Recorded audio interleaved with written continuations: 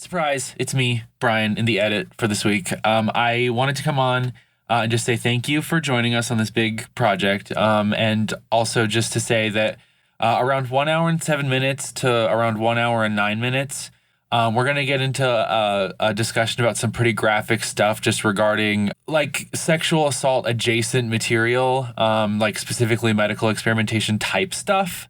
I think it's important we have that conversation because one of the pulses we've had our fingers on throughout this Metal Year project is just the way that this franchise like treats and employs and deploys and displays women as characters and beings in the world. And I just, if you're uncomfortable with getting explicit about that stuff, you can just skip that. Thank you again for listening, and I will let myself do the thing that I was supposed to do already. So, bye.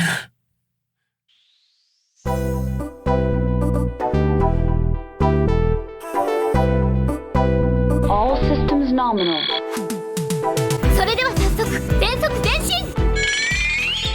You know what the weak point of a mech is? The fucking pilot. Get away from her, you bitch! His papers say he was a raven. Protocol 3.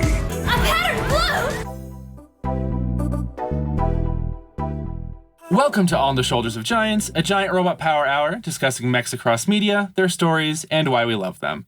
I am Brian, and I am joined in the final hours by Alice.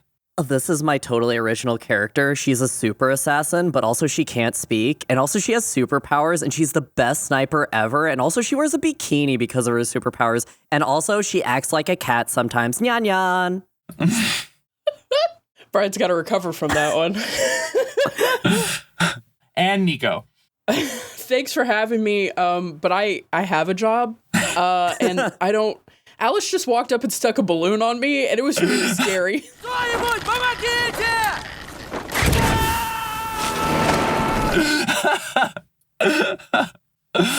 Oh, this time around we are concluding the Metal Year project with a game that fondly looks back on the 80s, where all the red-blooded American soldier needed was his boys, his brews, his horse, and his voice-assisted, internet-enabled smartphone and document scanner, Metal Gear Solid 5, The Phantom Pain. Let's launch into it.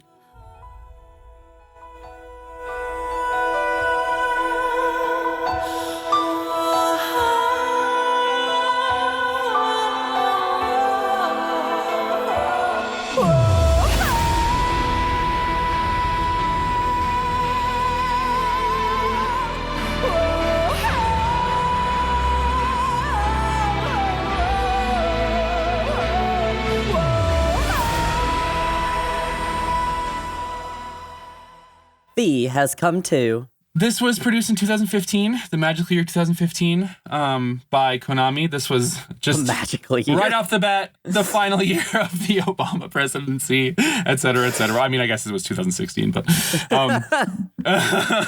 I spent about 38 hours on this. Time to beat says 40 to 45. But if you're trying to do like every side op and unlock like all the technologies and like maximize your base, you can easily hit 100 hours on this. I don't know about all that. Do you all that know to me is time played? What, like 30 minutes? 3 hours. Okay, yeah. And you know why? I have a fun thing to say right here at the top. I played through the intro and the first mission, and then I returned that to Steam, and I got my $11 back because I had played less than 4 hours, and I'd had it less than 2 weeks. And at first I was like, maybe I should have kept it. And then later on, I was like, nope, glad I got my $11 back. So that's where I'm at initially. Wait, so did you play the game? Oh, I watched it. No, she did not. I watched the whole thing, and then I played 3 hours to get a feel for it. Okay. Yeah. Nico playing things for this podcast? Never. I only play visual novels. The opposite of the visual novels are not real games. Visual novels are the only games that matter. Visual novels, strongest soldier. I'm kidding, that's Alice. My replay of this took about 20 hours because... Mm-hmm. Oh, really? Well, okay. Full brevity of this. I just opened my old save because I wasn't redoing all of that. and I already had all of the upgraded gear that I needed. So a lot of this was me playing this like a speedrunner to replay these missions to see the story. And it goes much faster if you just run in to get Kazuhara Miller in the first one instead of doing the whole, I'm going to scope out this entire base and slowly take it. Nope, just ran right in, grabbed him, and ran out. And get your boy. But my original playthrough was 40 hours, pretty much on the dot. I tried really hard to. I also loaded an old save, but it was similar to Alice, where it was I didn't want to do the thing again. But the only thing I had done on that save was the intro and the first mission, because I was nice. I do not. Can we?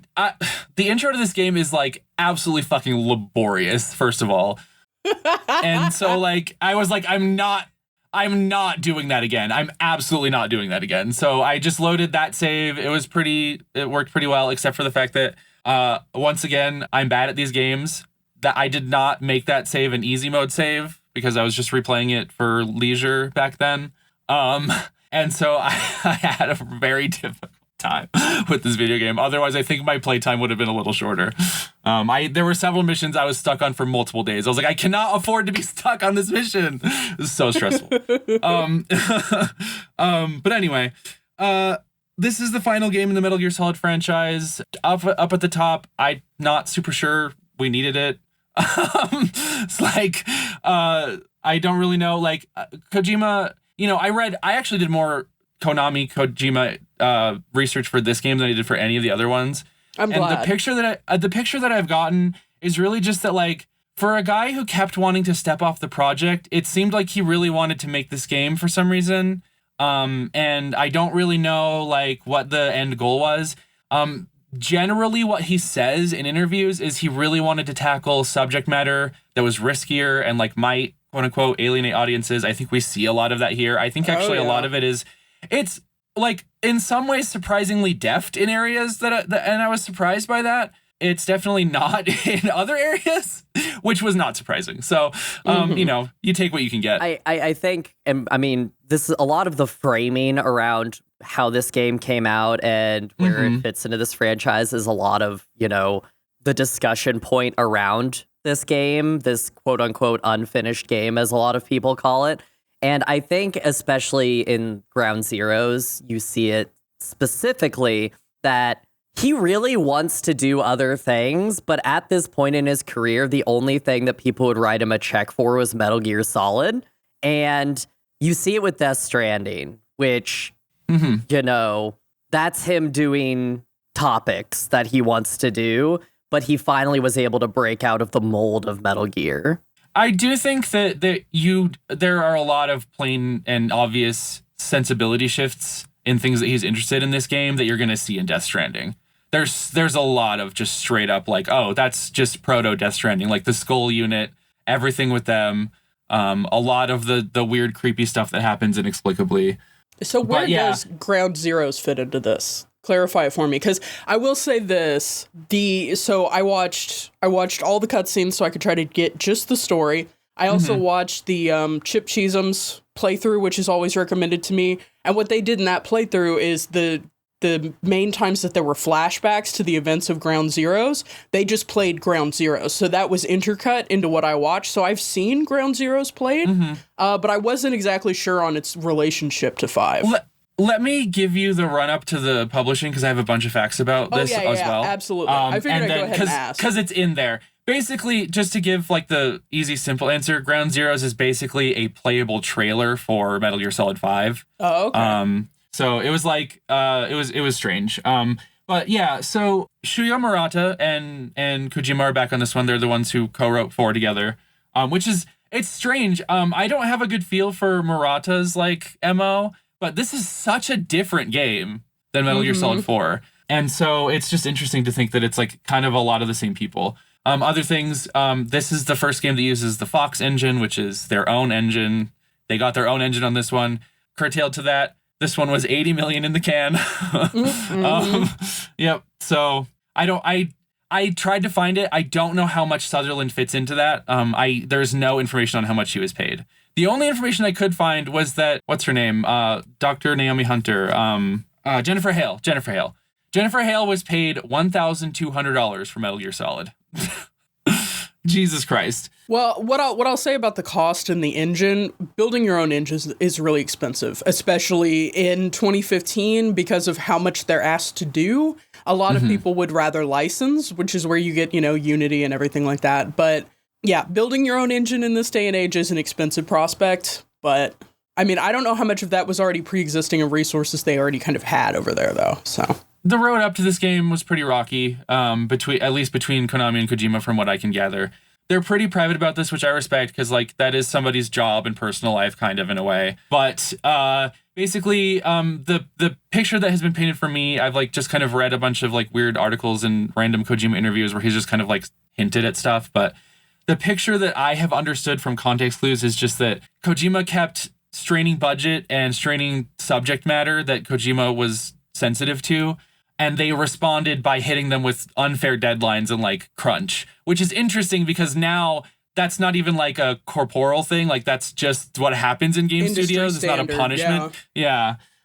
So it's strange. And I mean, there's a degree to which, of course, it's always been like that. But this was just an interesting thing to read about. I think that, he wanted to do subject matter like the Soviet-Afghan War.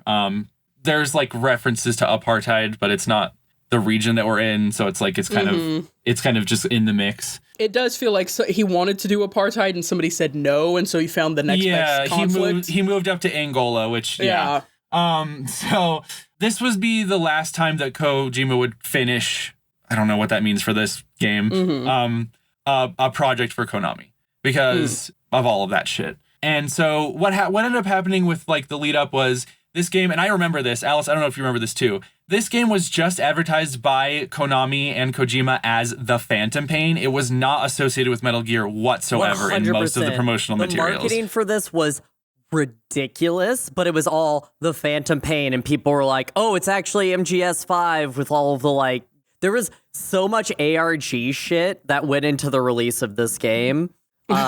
Specifically, I really want to talk at some point with you guys about the interview, which lives rent-free in my head, in which a person dressed as Ishmael with the bandages around his head is giving. Oh my god, I didn't know about this. You're gonna have to educate me. I didn't either. That's really funny. Let me pull it up. Continue. Basically, they were in the lead up. It was just called The Phantom Pain, and then it was at an E3 that they unveiled the first cutscene from Ground Zeroes, and they started calling it Metal Gear Solid 5. And so that, of course, was expected because it was pretty obvious at that point anyway. And B, of course, created an explosion. So Ground Zeroes was how long would you say that is? I remember spending literally an hour maybe on it. An hour, but there's so many side ops because, again, it was a glorified tech demo of what the Phantom Pain was going to be, but an hour maybe for the whole main story in that little thing. Yeah. And that was really all I did with that. Because for some reason, and this was just me being whoever I was in 2015, but I thought it was going to be a somehow its own full, maybe a DLC sized adventure type thing.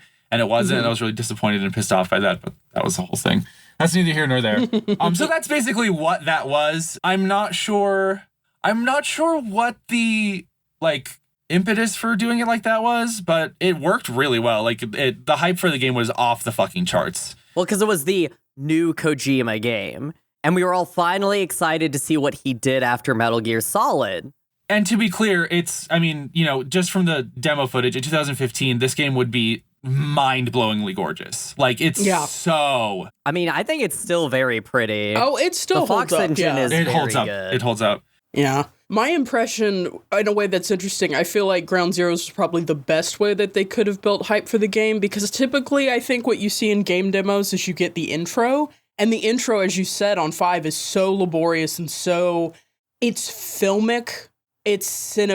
He's doing movie shit with it in a way that is not particularly engaging.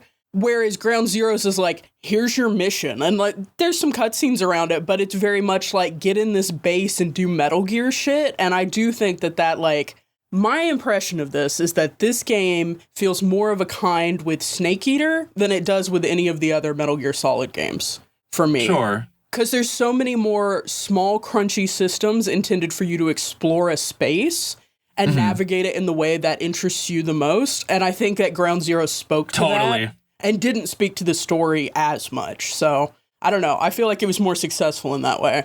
A thought I had relative to the systems thing, too, was I wondered... to the degree to which, like, the game is doing things while you're waiting for a helicopter or lifting off of the helicopter, and you literally have nothing to do but sit there on your phone. You know what I mean? Like, so there's got to be, you know, they had to have, like, things in there for you to do while that was happening. So yeah, just to get to the gameplay, like, this is the most different than to any of the other games, right? It's a completely different situation. Yes, you're still sneaking. Yes, you know, like the UI kind of sometimes still looks the same, and there's lots of like fun little references or whatever. But you are like fundamentally up to different things. It's open world. I think it's open world. It's open world with like a sort of like, I don't know, something friend of the show Go said about Kojima in like an essay they wrote on Death Stranding is that there's a way in which Kojima makes like really mundane, boring things like kind of interesting and satisfying to do. I found waiting for a helicopter and messing around on my phone kind of satisfying. I liked doing like the specific brain sickness I have really enjoyed the mother base shit and stuff like that.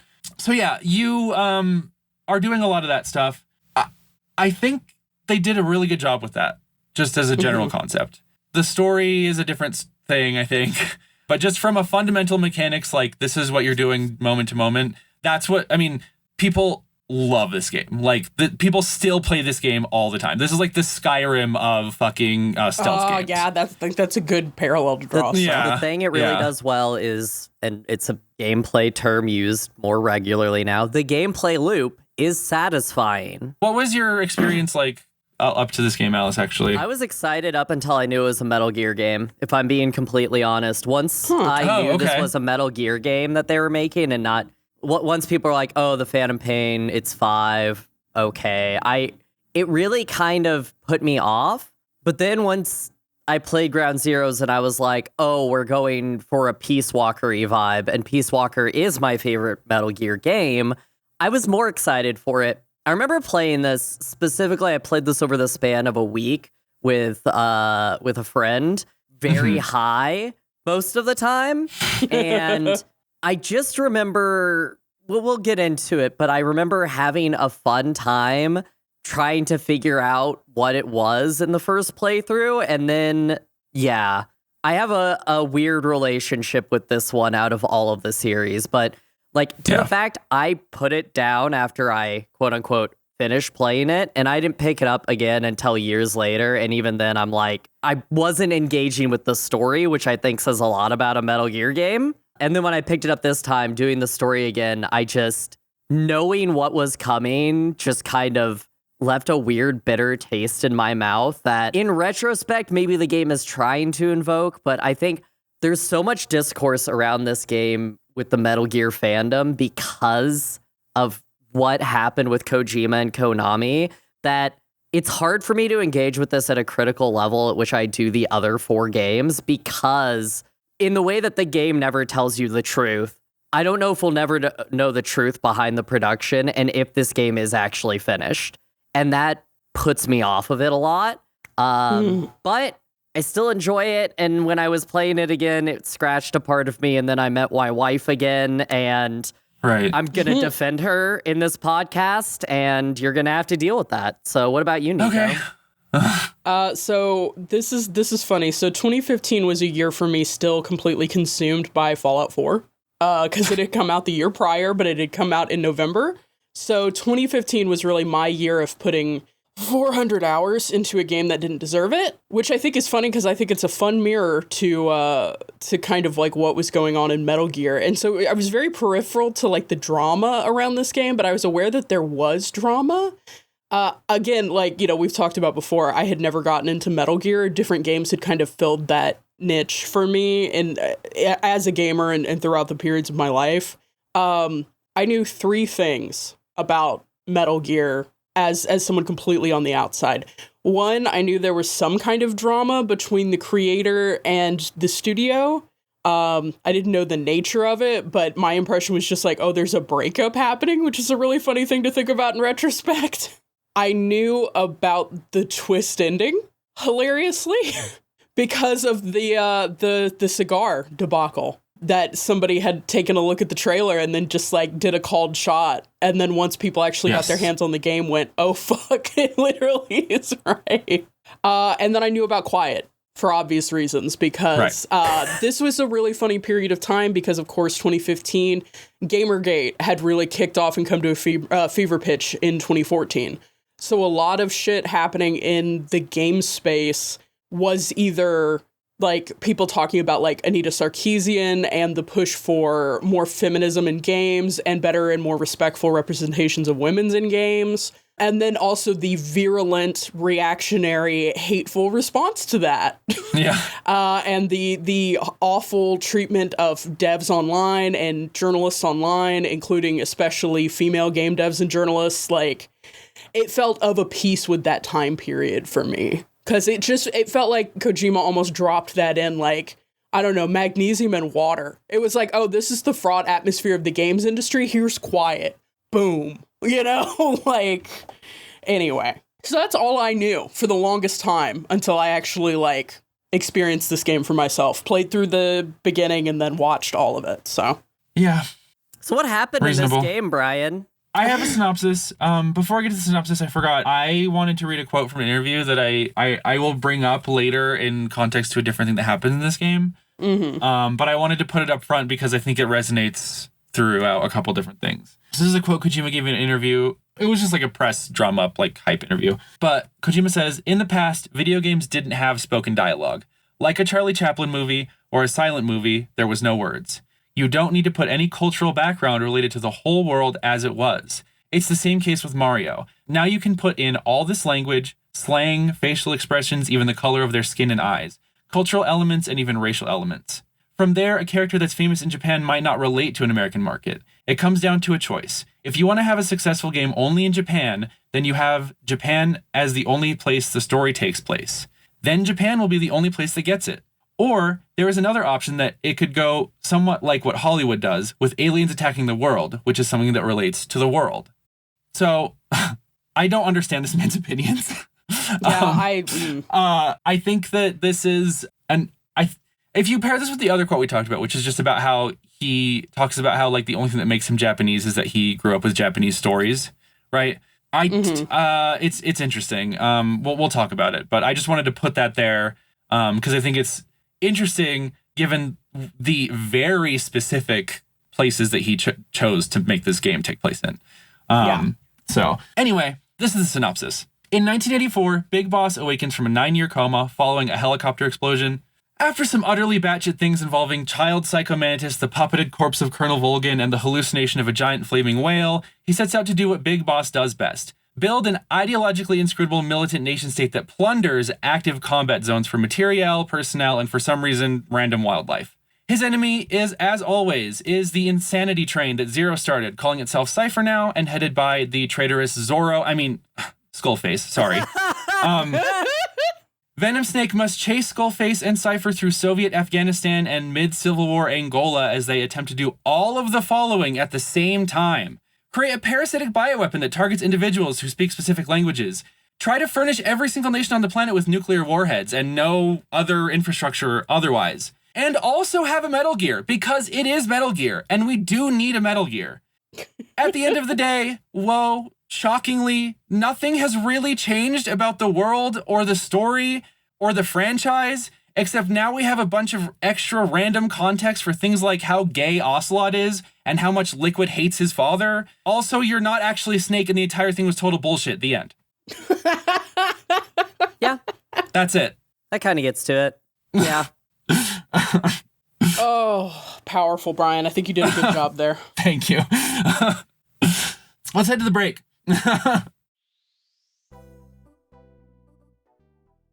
Hey, Nico here in the break. Just wanted to let you know that while this is a podcast, and we'll always do our best to describe visuals we're commenting on, We'll also include links to the mechs and images we discuss in the show notes, and post actual photos on our show website. Along with that, make sure to check the show notes for content warnings as appropriate to the episode. That's all for now. Back to the show.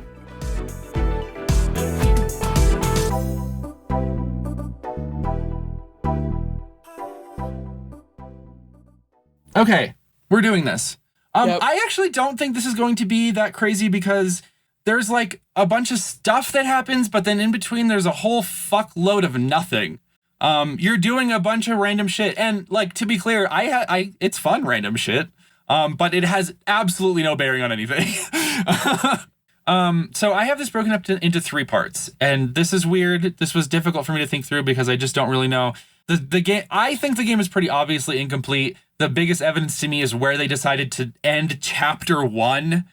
So anyway, part 1 is Afghanistan, just like the first time you go through it as a whole before you have access to Central Africa. Part 2 is your run through Central Africa up until the final fight with Sahelanthropus. Part 3 is the random shit that happens after the end of what the game bafflingly calls chapter 1, in which like you're basically just replaying part 1 story missions, but getting new cutscenes. You know what I mean? Yeah. It's not it. It's super weird. Lead up. Thoughts on the intro and like the first mission. Alice, I mean, I know we all want to talk about our boys, because that's the thing about this game. We damn boys. The boys are back. It must be the said. boys are back. Boys are back. Now, what are our thoughts on... I want to ask about 2 cast members. The first cast member is Kiefer Sutherland. The second cast member is Troy Baker. Sometimes I don't know who these people are. Yeah. I'm not sure. No, I was going to say the opening for me is all about the weird fake out that like it foreshadows the end of the game, but it made me laugh in retrospect. The first and most important activities Kojima allows you to do other than look around while everything is unfocused, which is make your character. There's a character creation part in the very beginning. And that was significant to me. There is. Because it foreshadows what happens later. You know, it sets up that plastic surgery was on the table and everything. It's also important to me because I thought for some reason, I mean, I've seen trailers for this game, so I figured that they weren't going to let me play with whatever character I made here. But I thought for some reason they might, so I tried to make Raiden as best I could. But they didn't have the right haircut, so I made a very important character to me, which I called Bald Raiden. And I only mention this because the implication later that this kind of might have ended up being what Big Boss's face looked like in some horrible fragment reality. It brought me so much joy that he just looked like Bald Raiden. Anyway, that's all I had to say about that. This is a terrible tutorial. That's what I'll say. Yeah. It takes so long. The story parts are fun. It's very long. Oh my god, going through that fucking hospital multiple times in this game, it makes you play this exact same mission to get the full story. Yes. I don't need to see this man crawling on the floor. Multiple times, there's a wheelchair right there. We could just get in the wheelchair, roll around. Know. What are we doing? There are a couple really blatant, like, you know, I'm not usually, I'm obviously, we're not like a CinemaSins people, but like, there's a couple like, hey, is Quiet literate? Do we have a pen and paper? Anyway, yeah, there's a couple of different things where it's like come on. Anyway, yeah, there's a bunch of shit that happens here. It throws a lot at you, and it really drags, just like a lot of things Kojima touches. I have to say it, you know. Do we have any thoughts on the grimy child? Is there any thoughts on the grimy child? I think Crocs. We need Crocs for the grimy child. Such a nothing backstory I didn't need for Psycho Mantis. Like, and it's funny because it's like, they're like cheeky about it, right? Because it's like, it, you know, it technically works because at the end, Liquid and Mantis end up together, but like, why is he here? Anyway, I think this character design is kind of cool. I like his stupid neon sleeves. I like his bare feet. I like his mind control toes. I will say the character design across the board, like how characters look, and it's a lot of like, in interviews to talk about the quiet of it all, like he talks about how like there is a lack of dialogue in this game in an intentional way. And so he tried to design characters in a way that they evoked different things, and that's why there's so much variation in Diamond Dog's people on your mother base and XOF operators, and like I love our little Psycho Mantis. I love Volgan too, Electric Boogaloo. You know, just Fire Boogaloo, technically. Fire Boogaloo. Oh no, they're so iconic. And then the ass crack. Oh, the ass crack of them all. Mm-hmm. It's Kojima is really good at images when he wants to be. I don't know that he's necessarily good at coherency, but he's really good at images. There's the whole bit where you see the flaming whale is so buck wild. And of course, like, again, you draw a straight line from this to Death Stranding. Like, he's playing with images and concepts and aesthetics that interest him already in this way. But it's just, it gets even more incongruous the more this game has a fundamental issue, which is that it is talking about the Soviet-Afghan war, and then there's also a floating psychic child with their feet out. Like, that's it's Kojima as hell, but also, like, the more Kojima wants to get into risky territory, the more ridiculous everything that kind of makes a Kojima game gets. So, like, this game really, I felt like, had a tonal, like fracture in it. So, anyway. Brian, do you have any thoughts on the hospital sequence? Not really. I just, like I said, I think it drags. I think that despite my reservations, like, I do think Sutherland has some killer deliveries throughout. I am really not, like, all respect to Troy Baker. I think he's delivered some incredible performances in his career. I don't really understand his casting other than he's a popular voice actor and Kojima wants to cast popular people because he has a sickness. Well, and you know the thing about how the voice acting was done on this game, right? So they did all the facial capture and all of the voice capture in English first, and then they made the Japanese people dub over it. Like, for 4, they had done both. They had done voice capture and dialogue for English and for Japanese. So there were actually differences depending on what language you played in. And this one, they just did English first, and then the Japanese actors dubbed over. And so I think this continues to speak to Kojima's weird-ass relationship with America and wanting mostly to be perceived by American audiences. Yeah. But it is so weirdly interesting to me that he was so hung up on this thing with Kiefer Sutherland. And yeah, it's, and, like, I don't know. I, as someone who... Oh, sorry. Go ahead, Alice. I think it has a lot to do with he wants to be a movie director. He wants to be an American movie director, and those are American movie stars. He always wanted to move past the small scope and budgets that he had, it feels like. And this was like, oh, I can hire 2 A-list actors, and I'm going to do it, and it's going to maybe ruin the budget. We will never know. But yeah, Troy Baker as Ocelot, despite this being one of my favorite Ocelot appearances, it's a weird choice. Because we had a good Ocelot. Just reuse that guy. Yeah, a lot. It's weird the amount of people who got reused and then the amount of people who didn't. Like, it really does feel like stunt casting almost. And it does make... It's so funny to hear him talk about why there's a lack of dialogue in this game, and then to experience the lack of dialogue in this game, because he can say whatever he wants about it because of the recast, because of the stunt cast. It is always going to feel like there is not as much dialogue in this game because he couldn't afford it. Yeah. And there's really no way around it. Yeah. If he had stuck with David Hayter, I feel like this would have been more of a conversation in the realm that he wanted to have it in around language, but he didn't. So I'm stuck going, was every grunt that Kiefer Sutherland made, like, was that like $100? Like, did he just have to write that check? No amount of anything will take away how much, one of the forethoughts my entire experience of this game was how much I missed David Hayter. So legitimately. And especially, again, I do think, because there's so many cassette tapes in this, and you are just getting voices. And there is an issue that you have, anyone who listens to podcasts, hey... Hi. There's an issue that you have if voices are too similar. And it can be hard to disambiguate who is speaking. And let me tell you, there's not a lot of, like, women or people with a lot of different inflections in this game. So it's a lot of vaguely rugged sounding white men talking to each other. And Kiefer Sutherland and Troy Baker puts a little Southern mustard on it, but there were times that, like, if I looked away from the screen, I would get a little bit confused about who was saying what, because they're speaking in the same register with a lot of the same intonation, with a lot of the same cultural markers, with a lot, it's flat in that way. And David Hayter, for all that we can laugh at what he was doing, I would never do that, but like people can laugh at what he was doing and he was kind of hamming it up a little bit or whatever. It was very different from what anyone else was doing in those games. So like, I felt his absence. The confusion I got most of the time was actually between Kaz and Ocelot because they're both talking to you over comms so frequently. I love that we have party calls. Yeah.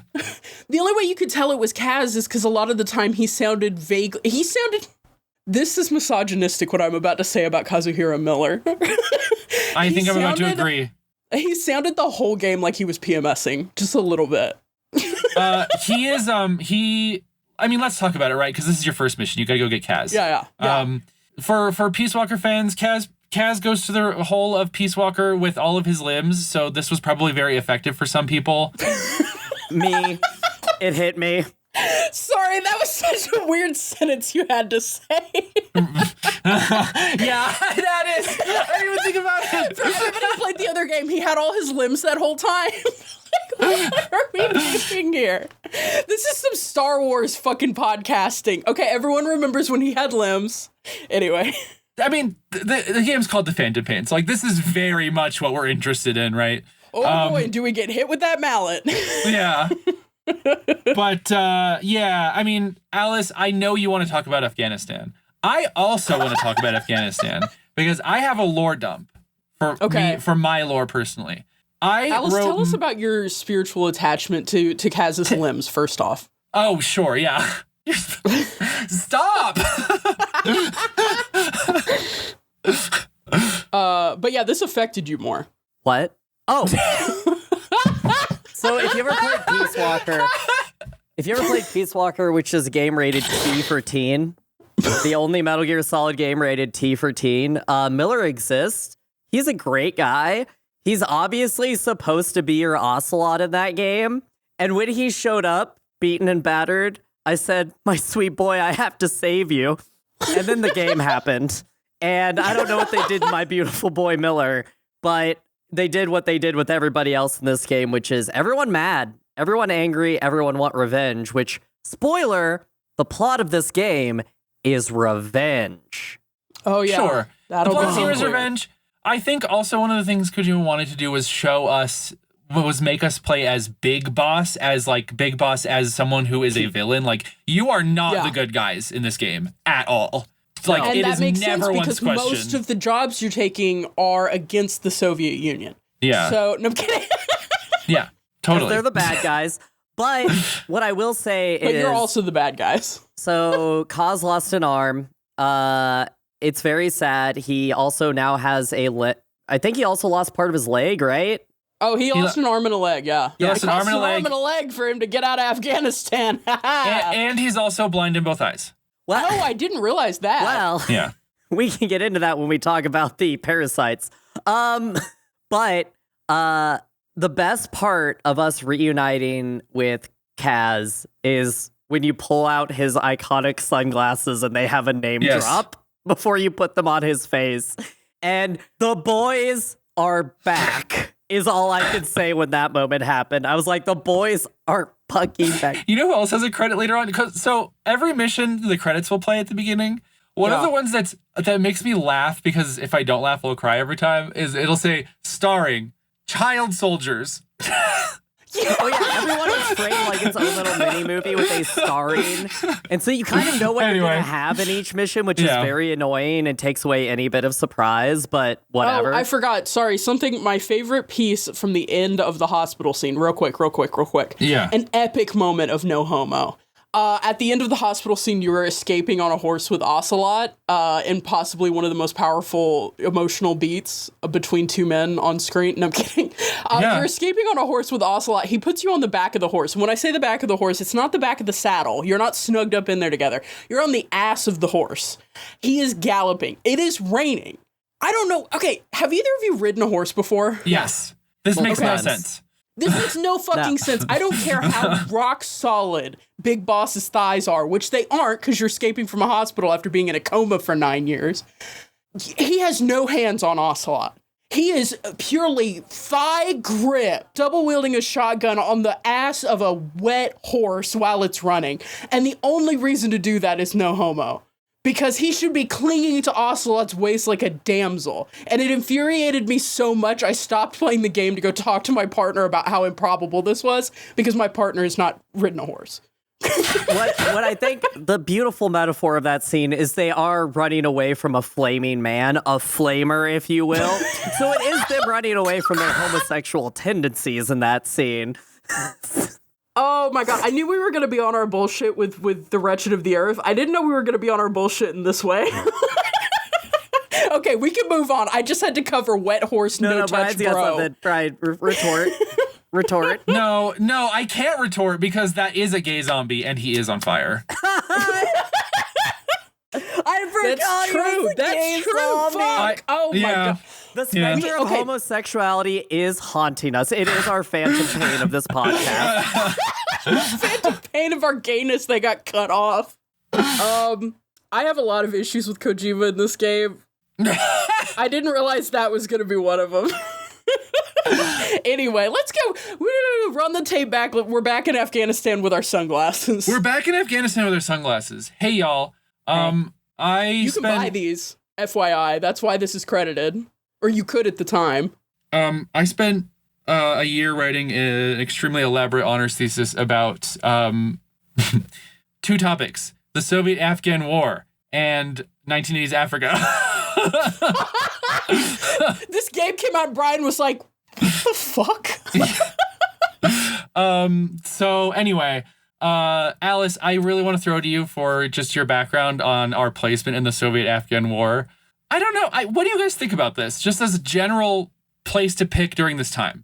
I really like it. Honestly, one of the things that I really like about this game is where they put the stories, and it starts with the Ground Zeroes, which we're going to circle back to that when I get on my bullshit.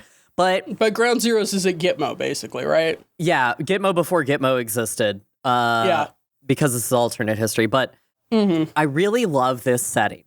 And here's why. Afghanistan is often called the Great Project because, well, also called the Great Project is Les Enfants Terribles in the Metal Gear Solid universe. But Afghanistan is a great project of many empires, and it comes to a head with our last battle in the ancient Alexandrian, castle. But I love the narrative of these Soviet forces in Afghanistan, and this is during a time when they had redoubled their efforts to try and quell destabilization in the region by deploying more forces. And it's also at a peak of Soviet military power, right? So something you notice is a lot of these are Chechen soldiers. We run into the Spetsnaz. And it's just a really cool framework there's a bunch of different ways Americans look back on Afghanistan during this era, generally through the Rambo focus of it all, which is, the brave Mujahideen fighters, right? Right. That and, of course, the Bush family. But you are this is a Charlie Wilson's war of the war economy of you are helping Mujahideen fighters. And the whole point of the Military Sans Frontiers and Peace Walker is they don't pick sides in war. And in Metal Gear Solid 5, you're picking sides. You do missions for the CIA. You've decided to arm the Mujahideen and help them because XOF is helping the Soviets and using the Soviets. So we get into our own little Cold War within the Icons of Cypher. But the reason I love Afghanistan as a backdrop is because in this entire section, there are no civilians ever. In this whole game, there's no civilians. It's so loud that everywhere you go is only soldiers and prisoners, and that's it. And if you ever read up on the Soviet occupation of Afghanistan, which I do recommend to a lot of people, because it's such a weird scope of where the world was and where the Soviets thought that they could crush with their hammer and their sickle. Am I right, guys? The Afghanistani people. And the reason they failed and many empires fail is because there are Afghani people, but there's not really an Afghanistan state. There is no top level negotiation you can make. There's really nothing you can topple because you're going to have this constant ideology of you're killing parents and their kids are going to raise up and they're going to hate the imperialistic people that came in. And that's just been a constant cycle since the time of Alexander's, the Greek invasions, Rome's intervention into Afghanistan. It constantly happens. And you are just another version of that, coming into Afghanistan to be a part of the ever-ending, perpetual, great project that is Afghanistan. And it's just really cool. And I really do think people should read into it. And the Soviets had less losses in Afghanistan than in the first 6 months of the Ukrainian war. And they called out. They dipped from that conflict, right? Mm-hmm. We had less fatalities than the Soviets had in Afghanistan, and we pulled out. Because as we have slowly gone through, what war means and all of that, it's less of a threshold for the. I don't want to get too much into geopolitics, but this game talks about it a lot. And I just love Afghanistan as a backdrop, and I love being my own little Rambo going around stealing anti-air guns. That's mine. That's me on Afghanistan as a backdrop. This game, of course, exists in, I think, 3 simultaneous contexts. It exists in 2015. It exists in the 1980s. And in some way, forever, especially in the eyes of the American public, it exists in 2004. If you want to make a game that says something salient about warfare in the 2010s onwards, you need to talk about the Middle East. But much like in World War II, that being like the last time America felt like they were, like in a European-based war at least, fighting on the right side, and it's uncontroversial that America was like in the right when we were fighting the Nazis, right? In a way, you can't say the same shit about the stuff that happened in the Pacific Theater. This is the last time that white people, and especially white Anglophones and white Americans, were in the right in the Middle East. And I feel like that is something that, like, if you're Kojima and you want to make another game like 4, where you start in an ambiguously Middle Eastern place, but you want to actually start in a place and a time, but you don't want to wade into the justifiably, like, complex and horrific and just, like, we're going to be unpacking it for centuries, what America has done in the Middle East in the contemporary period, you have to go back further to when we were the good guys, because at least we were fighting the Soviets. And I feel like all of those things are happening at once when you choose this time, this place, and when you're doing that in a game made in 2015. And that's all I could think, is like, he wanted to play around in the Middle East and in Africa in a way that his people could still feel like heroes. So I don't know, that was the impression I got of it.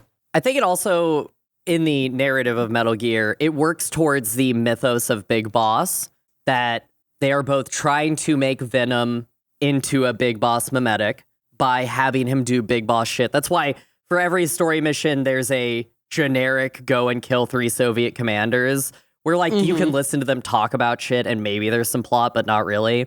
But the mimetic of that, of creating another mythos around Big Boss, and like the Soviet soldiers start talking, our people are disappearing by balloons and shit like that. And for the narrative function of this is Big Boss's re-debut, Venom Snake as Big Boss, it works good in that way. Because again, do you know when the CIA was considered good? When they were arming the Mujahideen fighters. Yeah, that's like the last time. And I mean, again, it's so funny how much Kojima seems invested in the American propaganda project. Gitmo, like you said, is in this game functionally. It's in Omega Base. Isn't that what that's called in Ground Zeroes? Yes, Omega Base. Omega Base Camp is functionally X-Ray wasn't opened until 2002, post 9/11. Yeah, but like Kojima exists in a modern context looking at these American artifacts and stuff, and I'm thinking about the fact that it's like, the people who are tortured at Omega Base are your guys. It's not like, there's such a dissociation of the crimes and the horrors that are happening from Americans, from America. Like, everything bad that happens in Afghanistan, like you said, the civilians are conspicuously absent. There's so much work that's being done here to make the war look clean, even while he wants to make it feel dirty, and have the horrors that happen to characters that white audiences can empathize with in a way that they just can't with. I mean, I couldn't stop thinking about, every time they had someone black bagged, I was thinking about the images out of the prison in Iraq, Abu Ghraib. I could not stop thinking about that. And it's like, those are images Kojima seems to want to evoke, especially in some of the early trailers where that guy was functionally being waterboarded with a bag on his face. But also isn't willing to engage with who the perpetrators are and who is complicit. This game is very much a your dad's favorite war kind of game. Exactly. You get to feel glorious. And speaking to the absence of civilians, I think that it's interesting that, like, you know, one of the things that's most often observed about colonialism, and, like, this isn't even just a phenomenon, like a Wretched of the Earth thing, like, this is just, like, a colonial studies thing. One of the things colonialism has to keep, I mean, ironically, they talk about it in Andor, right? One of the things colonialism has to keep doing is commit resources to try and make people, to try and arrange the material conditions for people to forget that they are being oppressed, right? And that is extremely taxing. And it frustrates people. A lot of the time, you know, in anti-colonial projects, like, the first people to fight back are, like, the class of people that Karl Marx refers to as, like, people who are so low on the hierarchy that they don't have class consciousness. Those are the first people to rise up because they don't always understand that there is something to rise up against. They are just frustrated and they have a directionless anger, right? Those people are not here. So I think that's just interesting in terms of just, like, how this is going to land. But I do really like, I think Alice is correct. I think this is a smart thing to do in terms of, like, and you're correct in terms of, like, you have to talk about this stuff if you want to talk about American warfare, and you have to talk about this stuff if you want to talk about militant nation states. And I think the location's interesting, and I think it's weird that, you know, Afghanistan and New Mexico are on very similar latitudes, and so the geology is very similar. Playing this game feels a lot like going home to me. A lot of this stuff looks like New Mexico. So I just spent a lot of time in West Texas, and I was looking at a lot of these bluffs and stuff and going, God, this looks familiar weirdly. Yeah, exactly. So, but yeah, we got to get to some of the Metal Gear shit that's going on. Oh yeah, we're playing a Metal Gear, aren't we? There's a couple characters we got to talk about. We got to talk about the naked lady. We got to talk about a man with legs, who we need to talk about. And we got to talk about a guy that doesn't have a face. So who do we want to tackle?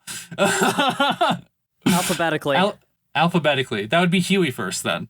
Oh, hey guys. Yeah. Fuck Huey Emmerich.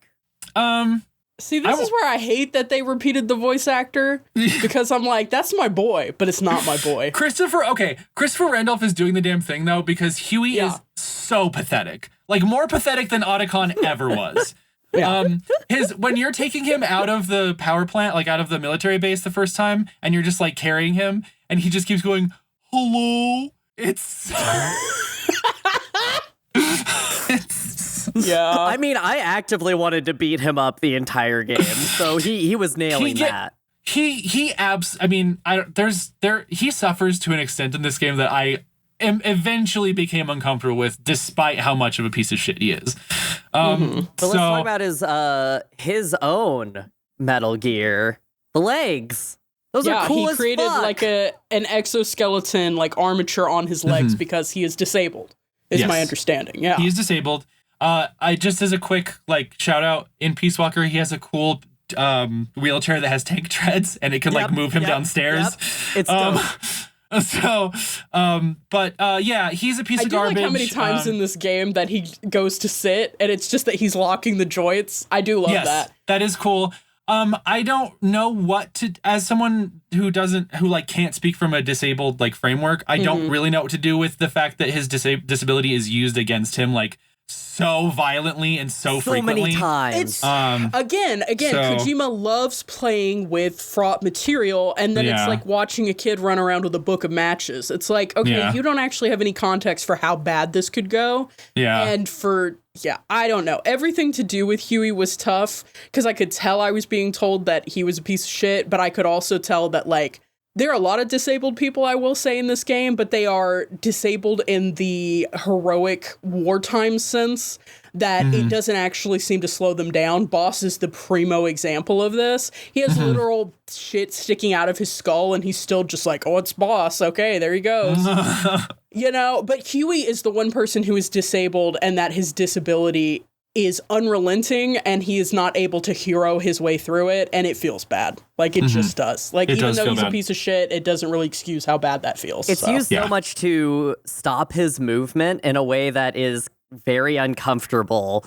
in an accessibility standpoint. It's like that is the main weapon used against him as a character. And the thing that really got me is when they had that vial of like acid or whatever that can eat away at stuff. And he seems to have like part of the armature of his legs is literally embedded in his legs. Is what it looks like.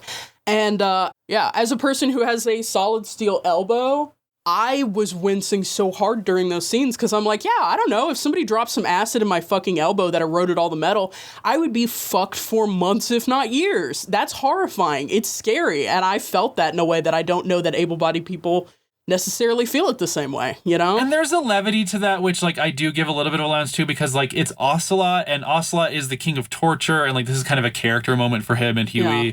But, like, also when he leaves the syringe balanced underneath his leg and just walks away, I was like, oh. That's what got me. That was the scene that got me. And again, like, Ocelot's the king of torture, but torture up to this point has been comically electrocuting a naked man. Yeah, that's true. Like, that's true. Like, it's always been press select to submit. It's never been like, okay, you're actually going to have something horrible happen to your body in a very tangible way, you know? Huey, just as like a general thing, is like he is the Otacon, so he's like making all this stuff and doing all the things.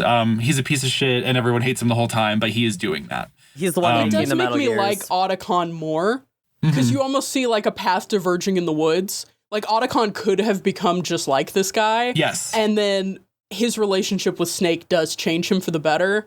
And like, I don't know, like it's so funny because like Otacon and Snake are partners, not just in the we have Yowie goggles on way, but like they are literally they are equal partners in philanthropy. They are working together in a way that Huey and Big Boss and Kaz and Ocelot don't ever seem to be working together. Huey works for these guys. He doesn't work with them in the same way. So I think that's interesting how the power imbalance kind of, I think it makes both sides worse, you know? And you know, just to give also this small moment.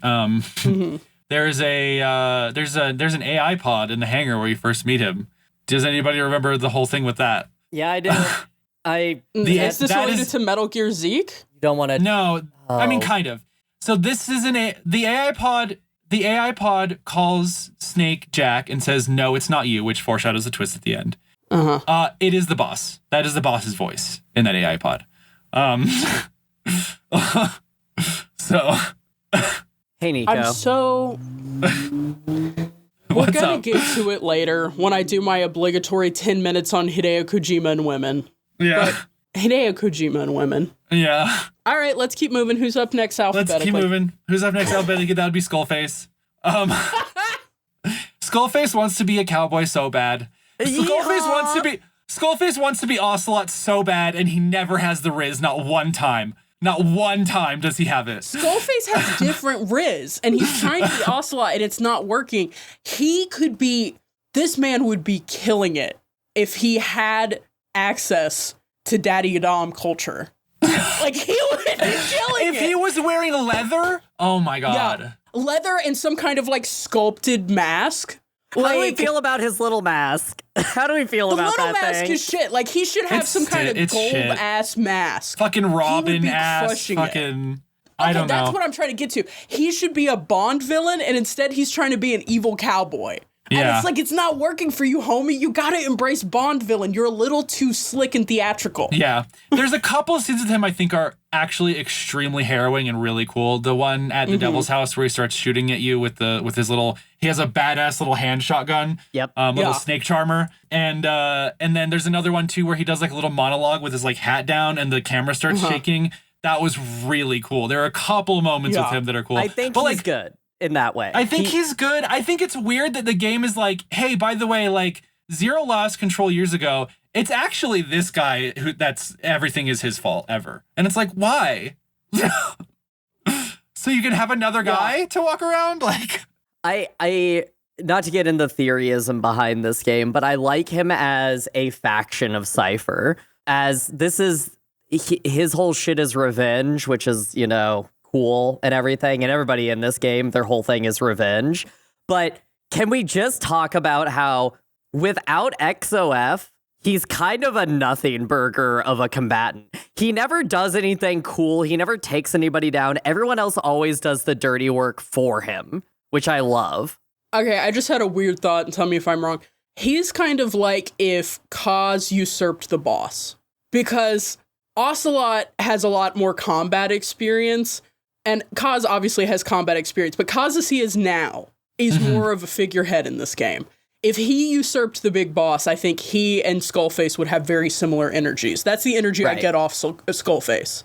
He's like a lieutenant who was like, oh, I can do this better. I do think Kaz is someone who cannot operate without being exasperated and martyring himself. So, but I do agree with that, I think, in terms of That's just raw energy. That's the PMS element I was talking about. Yeah. But anyway. But yeah, you have the two people who came off of the boss, Big Boss, and Zero. Zero had Skullface, and Zero gave birth to Skullface. Yeah. But you know what I mean. It's the very beautiful son. Yeah. A beautiful son. I love him. Who doesn't have a face? I don't know. He's an okay villain. What a weird plot. That's it. Yeah. What a weird plot. There's a great moment that he's in but he is not why it's great. It's great because you go to these really cool ruins in Afghanistan, and there's mist everywhere, and the skull units show up. The skull units they're like what we have instead of 4 theater major freaks. They're just like weird, creepy guys. They're zombies. They're hopper zombies. They're hopper the zombies. Yeah. They're kind of the bosses. Yeah. And there's, of course, the sexy Borg ones. But anyway, we'll get to those later. Yeah. And anyway, they're everywhere. And then you're walking, and then what reaches out from the mist to grab you but a giant metal hand? Oh, Gotta give it to him. Gotta give it to him. That was a good ass fucking scene. Bro, my man is the theater major. Every time he's in a scene, he's like, I'm presenting this to you. Like when you're in the devil's house and he walks in with a shotgun, he makes sure his angling is perfect and he's looking cool. That's what I'm saying. He's a Bond villain. He needs to stop trying to be a cowboy and be a Bond villain. Just embrace it. You're accurate. So yeah, I guess the next in alphabeticals actually is Sahelanthropus, I guess. So technically QRS, but yeah, but anyway. You're trying to avoid talking about her. It's fine. I'm trying to avoid talking about her. I have my 5 minutes. Sahelanthropus is a kaiju, not a mech. This is the controversial statement I will make. Okay. What I mean by that is Sahelanthropus is presented like a horror movie element.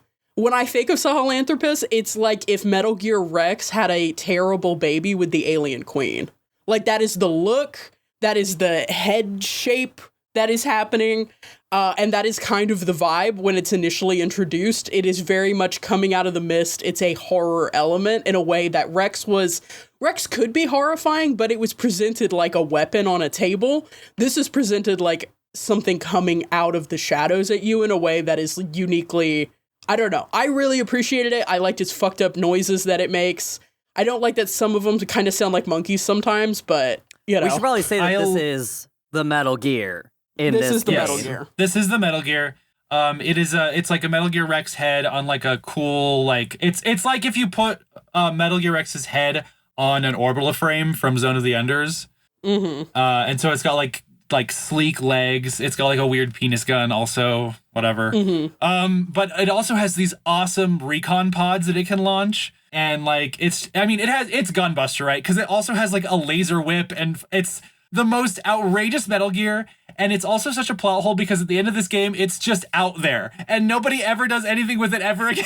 Yeah, it makes Metal Gear Solid 1 make less sense in retrospect. That's what I was going to say is, unfortunately, there is Hear Tell, and nobody will ever answer, like between Kojima and Konami, nobody will ever answer how big this was. The general thought is that the amount of cut content from this game, which is most of what they call Chapter 2, was actually supposed to move you to a new biome, and that biome was supposed to be an island that Liquid had escaped to with Sahelanthropus, and we were supposed to resolve that storyline. But Lord of the Flies shit, for real. Lord of the Flies shit. Honestly, I'm kind of obsessed with the idea of like baby Liquid with giant evil kaiju mech. Like, I just really, that would have been so good. It would have been so good. It's really cool. I like the idea that he's the only one that can pilot it because the cockpit was designed to fit a pod and not a person. Yeah.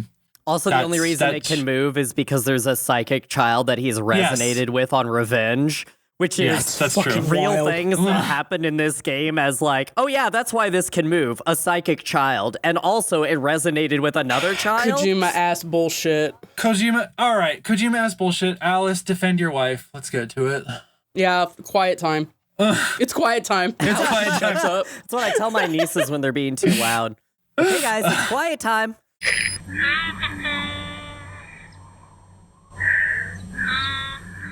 Quiet is a character that exists in this game.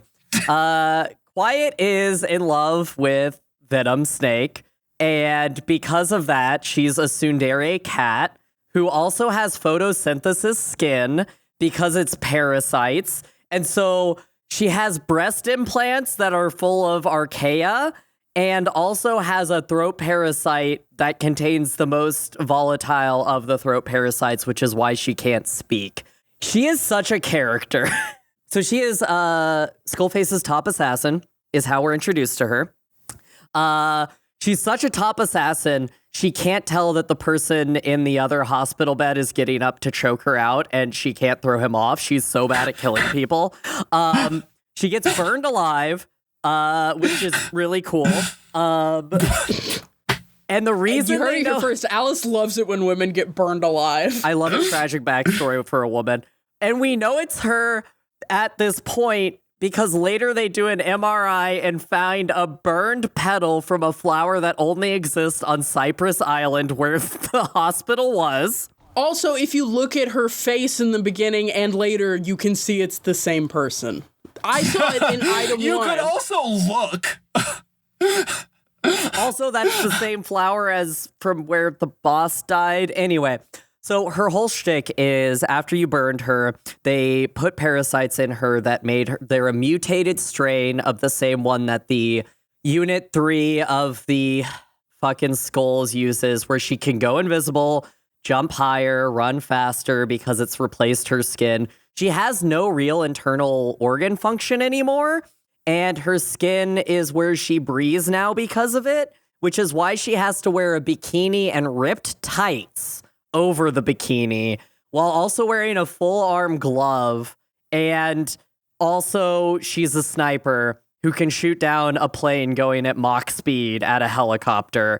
And it's so much anime bullshit in this one character. And the main thing is she can't speak because she carries one of the 3 English strains of the vocal parasite. And Skullface's big idea is he wanted her to infiltrate Mother Base as a, I could release it at any time. And then she falls in love with Venom Snake and decides to be his best friend and never speak again. Anyway, all this to say, if you play through her full story, she tells you she's the absence of words because her only voice was revenge after you burned her. And then she decided to choose gratitude instead, which means being silent to your man. And if you do her final mission, which is called A Quiet Goodbye, which is a beautiful series of events in which they put a shirt and pants on her and she almost dies because of it, after which she leaves. And to get her back, you have to play her mission 6 times in a row until you can reunite with her, which is not in the original game. And when I realized that once she was gone, I could not get her back, that is when I set down this game the first time. I love her. In this game, what the fuck are we doing? But I love her. That was interesting. I thought you were going to defend her, but you literally, that's it. That's this. I mean, no, I mean, she's not, what she is a character that Hideo Kojima designed to be unique in a way that he designs characters to be unique.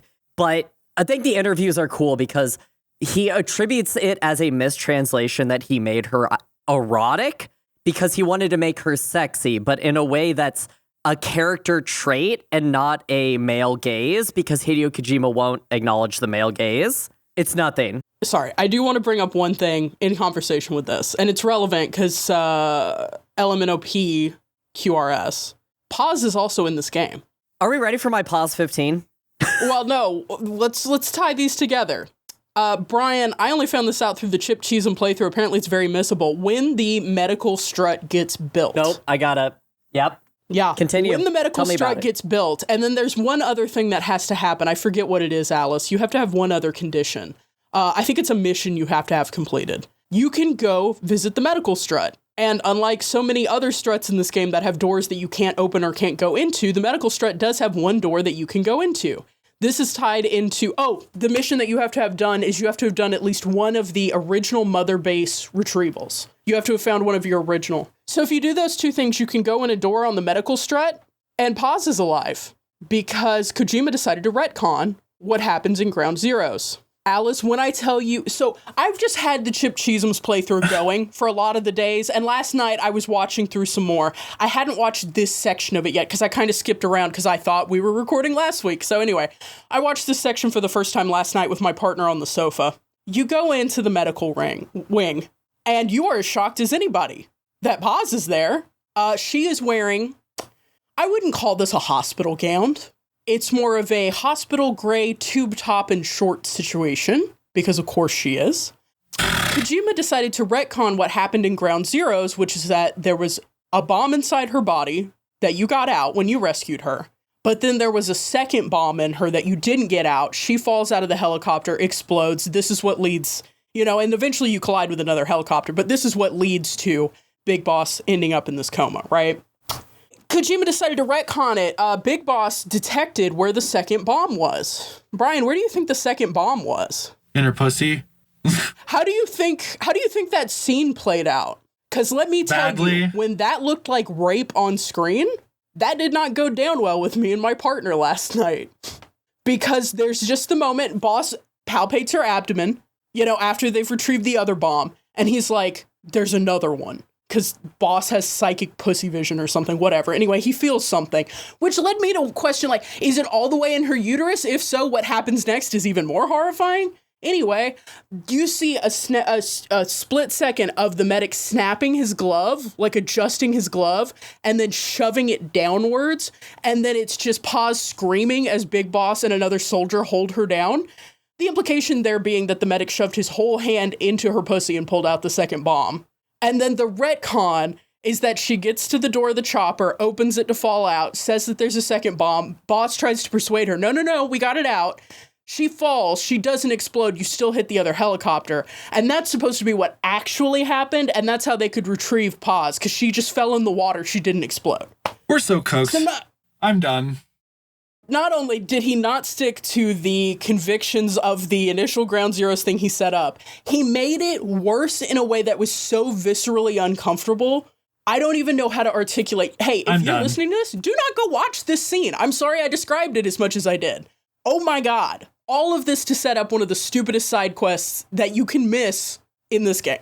Anyway, Alice, please give me your pause 15. I want to talk about this because you got some things wrong, specifically. And this is as a pause stan. So, they don't retcon it in the traditional sense. They retcon it in the Metal Gear Solid 5 Phantom Pain sense. In that, after you complete this mission where you give her all of that back, she disappears and nobody knows what you're talking about because this was a false memory.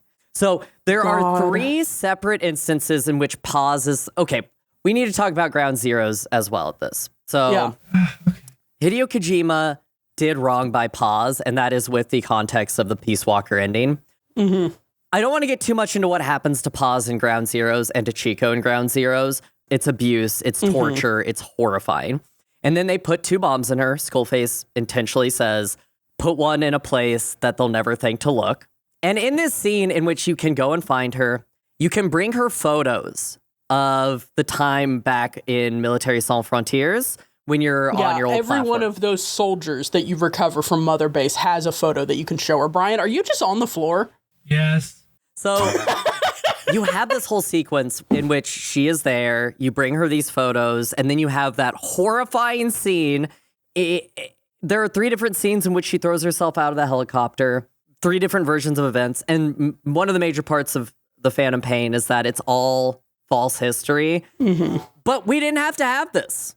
No, Paz there's literally died at the end of Peace Walker. I mean, the fact that Brian didn't know about it, the fact that this is so missable, it's not flagged anywhere. You don't get anything on your iDroid that's like, hey, go to the medical strut. There's something for you there. you just go in and find this situation. And this leads me, I'm bringing this all back together. Quiet and Paz are two of the most significant women in this game. Strangelove is gone. I only knew about her dubious lesbianism through a cassette tape. Like, these are the primary women, other, I guess, than the AI big boss, or the AI boss, rather. Hideo Kojima does not think of women as people. This is just where I've reached. Hideo Kojima thinks of women the same way that Hideo Kojima thinks of mechs. There are cool thematic things you can do with them. Aesthetics are really fun to play with. You really want to look at them. You can do a lot of really cool stuff and have them do cool stuff. They are not people in the same way that men are people in Metal Gear Solid. And Quiet on her own was her own bag of tricks. But I actually really found Quiet very cool. I like her power set. I don't like that she doesn't speak. Kojima, again, can say anything he wants to about the grand thematic reasoning why people don't speak. Fundamentally, she is a woman who doesn't speak, and that says something when there are no other women around her that do speak. Yes. So she's a woman who doesn't speak, but she has this attitude about her. Like you said, Alice, I mean, you boiled it down to tsundere, but like she actually has kind of an attitude. She seems to push back a little bit. All I could think about whenever I saw her outfit was one time when I had to walk a very long way in pantyhose and it was hot. And the specific chafing that happens on your inner thighs when you're wearing pantyhose, Alice, I'm sure you probably had a very similar situation to this. Your skin starts to kind of push through the pantyhose and it gets very hot and it feels like you've got sandpaper between your thighs. That's all I could think about anytime I saw Quiet in Afghanistan. All of this is happening and it's already bad, even though I really like so many things that she does as a character. But the existence of Paz in Metal Gear Solid 5, not even Ground Zero, she is in the main game. The way that she is deployed there, what she is wearing, what is left for her to do. Kojima does not think of women as people. Yeah. And I just, it was almost a relief. Y'all saw my struggle in 4. Robots so cool. Women's situation so bad. I was torn asunder. And the robot in this one, unfortunately, is not cool enough for me to to stop caring about women. So as much as I liked some of the things going on with Quiet, I just when we watched that scene, I gave up on Kojima. I just don't have respect for him. I've given up on him hearing this. That was me on the floor just now. That was me realizing I'm done. I'll link you later. I don't even know if you want to watch it, but the fact that had it produced. The fact that he had it produced is... Anyway, there's one other place that Paz exists because I want to take us out of this spiral of Kojima, which is the other thing is that a couple of the mother-based soldiers will talk about Paz, their idol of love and peace, and you can find a poster, and there's a character called Paz the Idol that exists in this universe, in which Paz is just a full idol character, which is a reference to the hilarious idol song that happened in Peace Walker. That's it. I think Paz could have not been in this at all, and it would have been great. The end. Bye. Yep. One day we'll cover Peace Walker, and we'll get really into my thoughts on everything, because that is my favorite game and the true ending. But for now, let's just say that there are 2 women in this game, and one isn't a real one. Well, I would say both aren't real ones, but okay. Quiet's some sort of... Do you know how much it would have whipped if Quiet was burnt all over? Anyway, Kojima could never. Angola?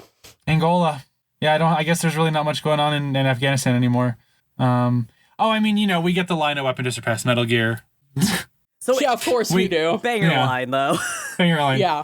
Well, do you want to talk a little bit as a bridge? Do you want to talk a little bit about mother base and base management? Sure. Ooh. I did not engage much with this at all, because again, I played through just the first part, but I watched a lot of different ways of engaging with it. So I'm interested to hear what you think. We talked about Big Shell in Metal Gear Solid 2 and how much I really liked it. And I still really like it. I like a big orange hunk of nothing out in the middle of the ocean. It's going to look cool. I don't super know why all of the fucking roads between the struts need to be 9 miles long. I do like how you can have time to play your cassettes. No, I do like how you can sit in a box in a pickup point and mail yourself to other struts. You can also call that helicopter to take you between struts. Yeah. Do you ever think the soldiers get really afraid whenever they pick up a particularly heavy box? Because they're like, if I drop this, do I dent an ammo can, or did I just drop Big Boss? I will never not get over walking around Mother Base, having them salute me, and me suplexing them to the ground, and then them thanking me for it. Yes. All those interactions are super great. I said we them boys earlier, like interacting with your crew, assigning your crew, managing your crew gives me serotonin and feeds into the pathos of a thing that happens later that absolutely devastates me every single time. So like I think all that stuff rules. Ocelot is training your dog? Ocelot is training your dog. You're co-parenting a dog with Ocelot in a way that is like so funny. Yeah, if they weren't cowards, they would also try to co-parent Liquid the same way, but it just doesn't happen. Anyway. Imagine if Big Boss ever parented one of his children. Inconceivable. Absolutely not. I think it's really fun. Except for the fact that God, going through a list of hundreds and hundreds of soldiers to find the troublemakers to kick them out so you don't have fighting breaking out between staff is so annoying. I wish you could appoint somebody to do it for you, because I'm like... Yeah, where's HR for Mother Base? Is so that supposed annoying. to be cause? It's Because cause. I could imagine it's cause and it's dire. We're out here, our HR is cause and it's bad. That's what we're doing. So that's where all these grievances piling up on Cause's desk and he's rolling joints with them. Yeah. I do love that they show all of the main characters, whenever they're in the Mother Base, show up in the faculty roster, which is just very funny to me. Yeah. There is a certain amount of charm. I love having a home base. I love having a customizable home base. I love having people that you manage. This seemed a little bit too finicky for me. I don't like R&D trees very much. That was actually, that's something I struggle with in a I will say number it's an of games. ugly R&D tree to deal with. It is Yeah. not... Yeah. It's not very intuitive. It's not intuitive. It's ugly. You can't see the whole thing. But I like that they get auto-generated little animal names. You get some really stupid ones sometimes. And your dog is running around and like, I don't know. It can be fun. I do feel like a missing element is that you can't do the it's not even just Mass Effect, but I think of Mass Effect strongly because you have a ship and you have unnamed crew members, but then you also have your named crew members you can visit. I kind of hate that you can't drop into Kaz's office and be like, what are these heaps of paperwork? I agree. Yeah. I kind of hate that you can't just catch Ocelot in the middle of training your dog or like practicing another gun stunt. You can't go check in on your boys. There's a lot of ways in which while you're customizing it, Mother Base often does not feel like a place. It just kind of feels like the backdrop they were able to reuse for every important cutscene. Well, the fact you can't go into rooms, pretty much, yeah, the is perfect image for me of this is the fact that your shower is outdoors. Yes. And it's a temporary shower for the entire game, forever. Yeah, you never get a real shower for Big Boss. I love that too. Like, I love the shower. I love that you wear your clothes in the shower. I love that if you don't take a shower, Ocelot will jump scare you and throw water on you when you get off the helicopter if you don't take a shower for too long. I know also, it damages your HP regen, which is funny because you're stanky. I know we stopped talking about Quiet, but if you have Quiet's bond at a certain point and you're that dirty and Ocelot comes to wash you off, Quiet will be like, no, we're going to go take a shower together in my cell. Oh, lovely. I hate Kojima. I wish Ocelot would join you. That's an example of something, though, that I think is funny because I never really said anything about Quiet, but one thing I do kind of like is that I don't like the romance plotline, but if you kind of do some of the work that you shouldn't have to do as someone indulging in a piece of media and kind of pretend that they're just like best friends, it's some of the stuff is really fun between them. I really like their like companionship. Nico, I need to know this deeply. Have you ever seen the edit where they put Ocelot's model onto Quiet when she's doing the rain dance? Yes. Lives rent free in my head. I've seen that one, and then the apple. Almost the apple taters. The apple fritters gif is when they put his model instead of the nurse. Yeah. And they're making a point about how women are animated in the game, but also I thought for some reason that the way Ocelot ran out of the room in the when white people hear there's apple fritters at the function gif was canon. Mm-hmm. And it is the greatest disappointment, more than anything with Pause, more than anything with War. The greatest disappointment of my life is that Ocelot did not actually run out of the room about apple fritters. I love how Ocelot is so clearly playing 17 sides in this game, and everyone just is like ignoring that happening. He is not subtle at all. One of the, there's a really subtle thing that I don't know if it's on purpose or if I'm just reading into it, but one of the voice lines that happens if you die is also like going like snake, snake, blah, blah, blah. And then like you hear him just kind of go, ugh, as if like you dying is kind of more of an annoyance, which is just kind of a fun hint to me. Yeah, that you're not actually the one that matters. Like, You're not my real husband. The Angola Zaire border region. I liked Afghanistan, and I actually really like this choice, and I like some of the stuff that's going on here. Do you guys know anything about this history before I do a weird thing? I don't know anything about it. Okay. All right. So in 1975, Angola officially, in November of 1975, Angola declared independence from Portugal. This was part of a huge sweep of African, like, post-colonial, like, kicking out. November 1975, they declared independence. In January of 1976, they are thrust into a civil war between the two parties that once fought together to overthrow the colonists. One of them is the MPLA. Those are militant leftists. Those get brought up a lot, actually, in the game. Those are, like, Marxists. They receive support from Cuba, so it's like they're, like, that kind of Marxist, if you know what I mean. And then there's UNITA.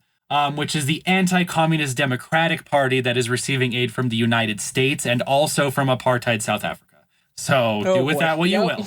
America's always hanging with the best people. Yeah, like we just, apartheid South Africa, Israel, whoever we can get. Like, So I just wanted to like have that information as the backdrop for what's going on here, because a lot of what happens in South Africa is playing with that. And I think some really fun ways and some ways where you're like, I don't know, do we need the white protagonist to save a bunch of black children? Is that something that we really need to like ponder on and sit here and have to deal with? Yeah, is the leader of the black children dying, but we save the white leader of the black children, I guess? Yeah, there's a lot of stuff. There's a lot of stuff going on with that, but one of the things I do really like is that a faction that they actually made up for this game is SANER, South African Natural Resources, which is the oil company that hid the bodies in that reserve. That is one of the coolest things in the game. That was fucked, yeah. So I really like the way that they mirror the ways that colonialism hides its malignance in the extraction of natural resources. I like that they are a lot more specific about the ways in which Cypher is using the colonial effort as a backdrop to advance its own goals. This is closer to what Metal Gear Solid 4 wanted to do with the Patriots than it ever actually got to me. So I really like that stuff about it.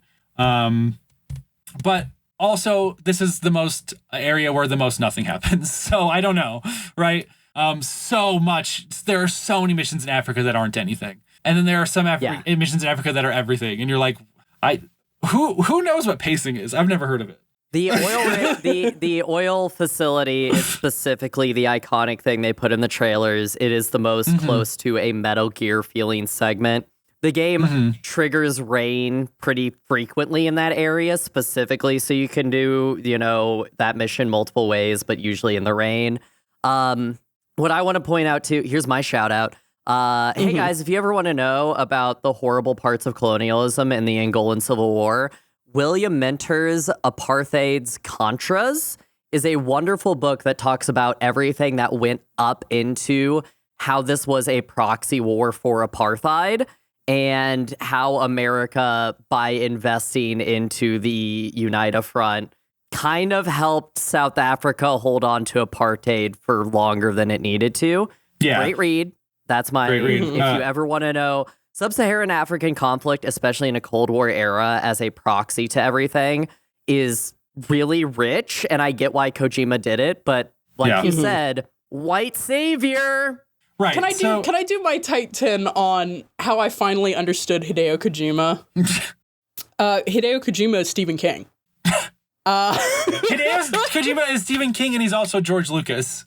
Yeah, but I think of Stephen King specifically because of the inflection that Kojima's work has with the rip from the headlines stuff. Sure.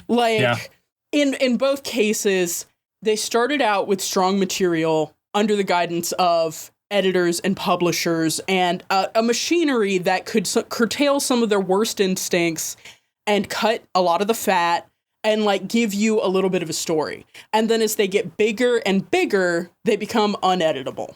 And at the point that they become uneditable, you get some of their worst work because there's a cult of personality around both that it's like everything that they do is golden.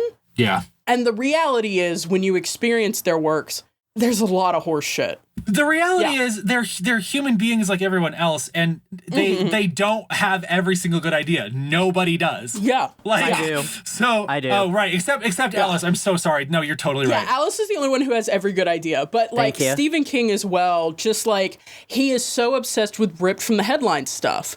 He's less interested in context. You know, the things that he'll grab are related to material conditions. They're related to racial conflict. They're related to stuff.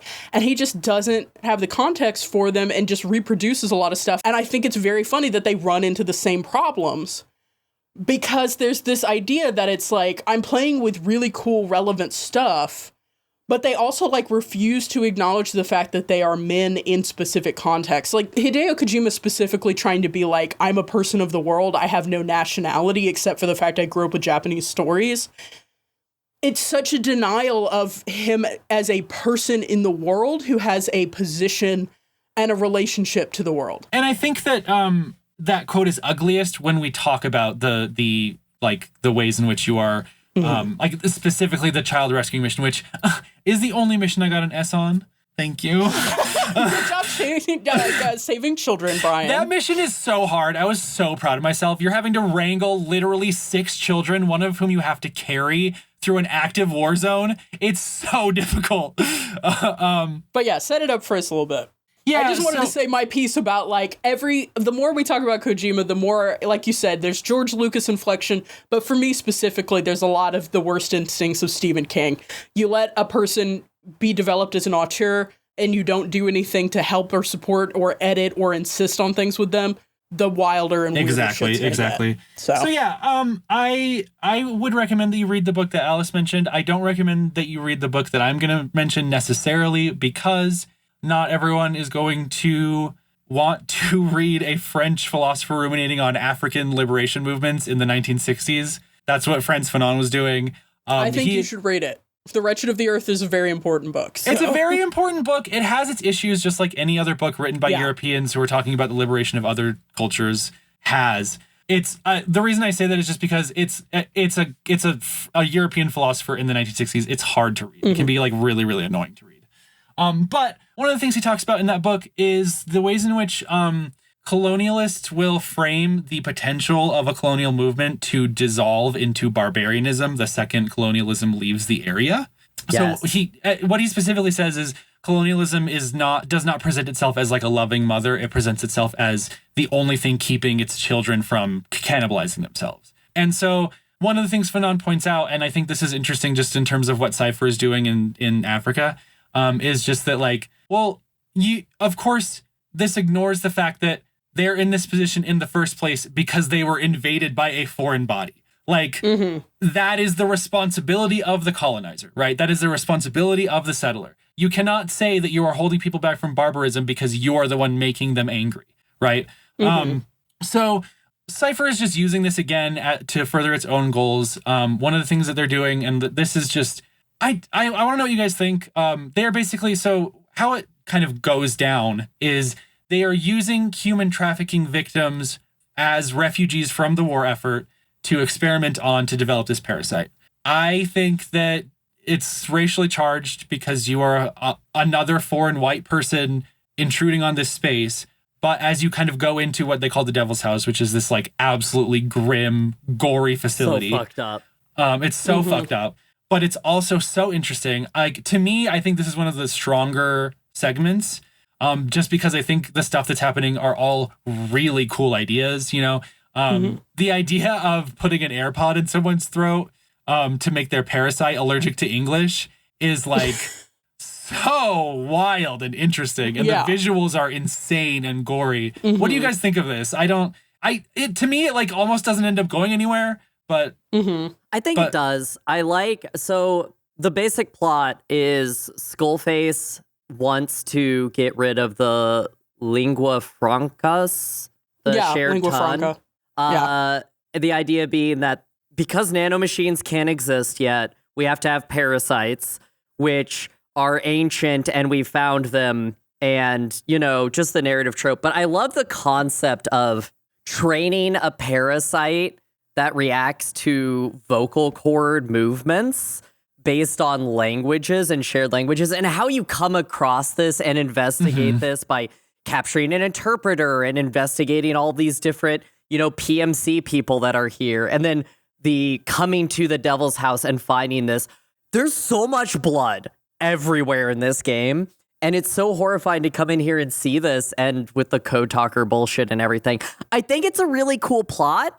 I think Code Talker as a character and evil, I created a weapon to surpass Metal Gear, which is just ancient mysticism kind of vibe. The fact that he's literally smoking a pipe when you approach him and you have to Jesus Christ. I looked it up because I'm like, am I going crazy, or did the Navajo not have a pipe tradition that's recorded? I couldn't find anything. I mostly found stuff around the Lakota. I don't think so. Again, Stephen, or not Stephen King, Jesus, fully transpose them. Kojima is doing ripped from the headline stuff. He Googled war, and he found out about the Navajo Code Talkers in World War II, and was like, this is cool, maybe I'll make a game about this. Unfortunately, there's a whole other game in the first half, and then throughout, this should have been a separate game. So, there are a lot of Code Talker stuff, the things that I like. There is a absolutely fantastic subplot you can get through cassette tapes where Code Talker is making Kaz try and make him the perfect hamburger. It is so funny. I love that so much. So there's that. But yeah, we talked about this in Metal Gear Solid 1, right? Like, don't give native characters weird spiritual powers. He could have been a really cool, important scientist, but you had him sit in a room. You had him sitting. No, but what I'm saying is, you meet him sitting in a cave surrounded by candles, which he psychokinetically blows out and then relights before he says anything. Again. Well, the thing, the trouble, this is interesting because I came at this from the opposite side, right? Yeah. When I was a teenager, like many teenagers who get into anime, I really, really, really wanted to speak Japanese. I wanted to visit Japan. I wanted to immerse myself in Japanese culture. I thought that culture was in some way superior to my culture, right? It is.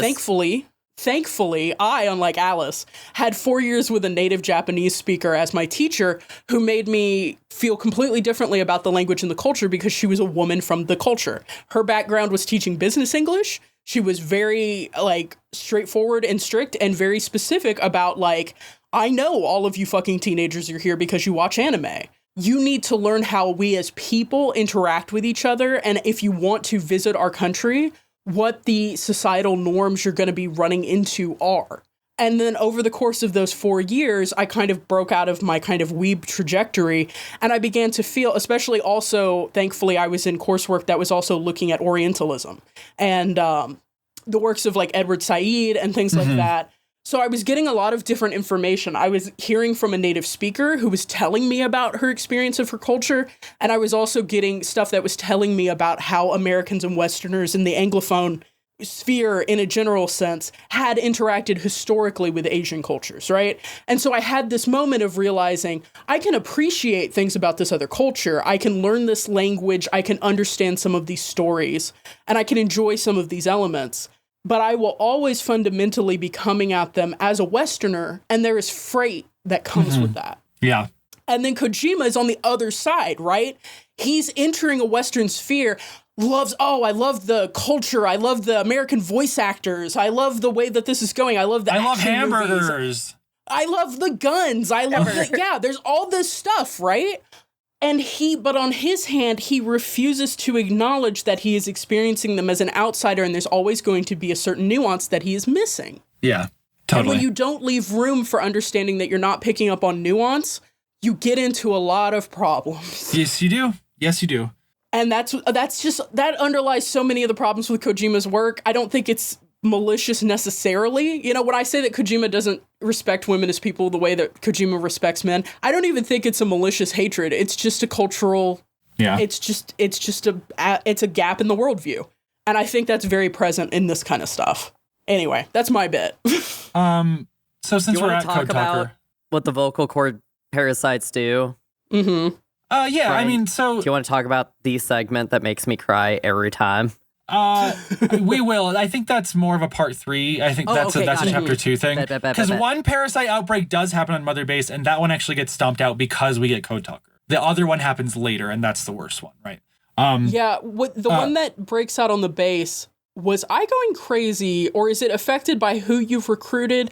In the cutscenes that I was seeing of that, it was all black soldiers who were affected. No, it's specific language. It's a mix that you. It's a mix. Specific language. I think that they do because of the fact that all the mother base soldiers are talking to each other, and the fact that we have interpreters to spread the pathogen. That's a specific thing they make you do is pick up interpreters. They do put random character models in there because actually, this will happen to you regardless. But what ends up happening is Quiet randomly attacks a mother base soldier one day, and nobody knows why. It turns out that he has a parasite, and she's trying to cut it out of him. Right. So that's what starts that off. And that's what starts you off getting Code Talker. What I was going to talk about was the fact that on the mission to Code Talker, we meet a new type of skull who are 7 of 9. Whammon. Three breeds of skulls. We got your mist skulls who wander around and make zombies. You got your armored skulls who use metal archaea as armor. Those are the ones you basically want to fight head on because they will just fuck you up. The mist ones you're supposed to, hide from. And then we have our boobs bouncing breastily skulls. Yeah. Which are It's wild how so much of the skin and soft tissues have been eroded off of them, except where it counts, baby. Well, you saved the children, like you mentioned. You got an S rank on that missions. I do like that it's instant game over if you kill any child, because even Kojima has a line. Well, and the fact, again, Liquid has an English accent, right? Yes. Liquid has some English shows. They literally have the pigs. They're literally doing Lord of the Flies. Like it's beach English children with the pig's head and they're doing the whole bit, which I think is a very funny inflection to add to Liquid's character, like across the franchise. Yeah. It's like, okay, Liquid ends up as a ghost arm possessing Ocelot, but also he started as Lord of the Flies. It's just... I do love that he already hates Big Boss. Like, when we meet him, he's already calling Big Boss the pig, and, like, it's just great. My man's always mad at all times. Constantly trying to stab people. Hating. He's so feral. We talk about his jacket. His jacket's great. His character design actually kind of whips. Like, I think he looks pretty cool. Never game over. And a lot of cool stuff happens with him, right? Like, I don't know. But it is very funny to think about how Liquid and Ocelot end up when Ocelot is, like, disciplining Liquid as a child. Like, one day you're going to haunt my arm, or at least I'm going to pretend you are. Like, but for now, you are literally a quarter of my size, and I can break your arm and reattach it, or dislocate your arm and relocate it if I have to. Yeah. Yeah, rancid children. What else happens in Africa? What else happens in this fucking video game? I'm lost. Do we want to wrap up the Skullface bullshit story and talk about killing Philanthropists on this Mecha podcast? Or is that too early? Hey, let's get into it. All of this, we get to the greatest part of this game, which is a 15-minute car ride in which Skullface tells you everything while you're watching them burn Russian soldiers who have been infected with vocal parasites. Which is a thing, I guess, that we needed to have happen in this game. I love this entire segment because eventually he runs out of dialogue and you're just in the Jeep staring at him. Anyway, Brian, continue. Do you have anything for that? I do want to say, as an outsider to this game, again, like I said before, it feels like there's two different games happening. This stuff with language is interesting. And obviously there's the quote at the very beginning of the game that sets this up. Yep. But it takes so long to get to it. There's no real hints of it in the beginning because it's so focused on Big Boss. Yeah. I think I'm understanding what people mean when they say that this game suffered from being a Metal Gear game. Because there's so much freight that you have to deal with the history of Metal Gear as a franchise that it takes so long to sort through that before you can get to what this game is ostensibly about, that it really suffers. Because the idea of dealing with lingua franca, thinking about spheres of influence, thinking about how English was forced on the world, and also there are areas where it's like, hey, Senegal, a lot of Senegalese people speak French. There's a reason for that. There are a lot of places in the world where the lingua franca is French or Spanish or English because of colonialism. There were so many interesting angles to take on this, and then but there's so much other horse shit that it's just it's like when you try to make a casserole and you put too many fucking things in it, and at the end of the day what you've got is some slop. Yeah. We got some slop. And there are shining moments in this game that are really interesting and images that are really compelling. And this idea as a sci-fi concept is interesting, but it just doesn't come together for me. Would you say that every so often in this slop there might be a hot dog? Every so often in the slop there is an entire hot dog and somehow also weirdly a diamond that someone has squirreled away behind a crate. A hot dog walking upright. And you know what? That diamond was formerly a beloved soldier. Okay, I do love that. Anyway. Oh my god! So I'm gonna kind of run through this real quick. So we see the Metal Gear in the Soviet base that we never see again because it's an unfinished game. We see the Walker Gears, which are our little... What do we feel about Walker Gears? I think they're the dumbest things ever. No, shut up. They're so amazing. They're so stupid. I love them so much. They're a great replacement for horses for those of us who were terrified. Okay, I do need to actually tell you about my gameplay experience of Metal Gear Solid 5, which was I got so afraid of my horse getting hurt that I left it in the starting zone and I did the entire first mission on foot. Can I say something? Yes. I actually called Alice and told her this because I was like on the verge of tears and I needed to tell somebody. Yes. I also posted about it in the Giant Robot FM Discord because I needed to talk about it. But at one point, I accidentally hit D-Horse in the head with a supply drop and he immediately fell over unconscious and I thought I had killed him. And Brian was inconsolable. I was inconsolable and then he got up and it was fine. But I was like, I did not know that could do that. I know. No, my first thought, because I've played too many games where if you have a horse, they can die. Yeah. And I'm just like, D-Horse I can't do die. this. To be clear, D-Horse, D-Dog, neither of them can die. So that's good. Yeah, I found that out later, but I was like, I can't risk this horse getting hurt at all. So I played through all of the time that I spent with Metal Gear Solid 5. My horse was elsewhere because I immediately got off of it and ran as far as I could in the other direction. So I think Walker Gear is great if you are like... Okay, I just want to talk about the design of it, which is it's the two legs, the weird little arm, maybe a gun. Some of them have two arms. It's the Mark II. But to pilot it, you have to be like hunched over in the shape of a V on the end. How is this... You're in like a jockey position in the least. Yeah. Boss's back is so over. Boss's spine is cooked. His spine is titanium. It's fine. I think that this is a very large dog-sized Mark II that you can pilot, and I cannot understand why you're talking shit about it. It is so cool looking. It's fantastic. I love this stupid fucking thing. It's so stupid. Did you ever deploy with it? Yes. Because here's the thing, if you like invest in it and get all of its weapons, it is a monster. You can mow down the armored skulls with it. Like, it's insane. Oh, yeah. That makes sense to me. Yeah. I also just think it's funny looking. Like, obviously the way you ride it is kind of stupid as hell, but I do like it as a concept that it's like, why not? We've got these walking robots. We might as well just fucking take off with them. It's a good all-terrain vehicle in that sense. Mm-hmm. I just wish I could fucking get up the sides of things in this fucking open world game. You can't Skyrim up hills very well. It's kind of bad at that. You cannot even gently walk up hills very well. You hit a little bit of scree and boss goes, "Ooh, my footing." Yeah. He's got the bone spurs. So we have that. We need to talk about Huey's mech that he's designing. He's remaking Zeke. Good for him as a battle tank. We never get the payoff there either. We just see it in the hangar. Yeah, you just see it. Yeah. I was going to say, it's an interesting moment because I liked the way that Nico talked about how Huey differs from Otacon earlier.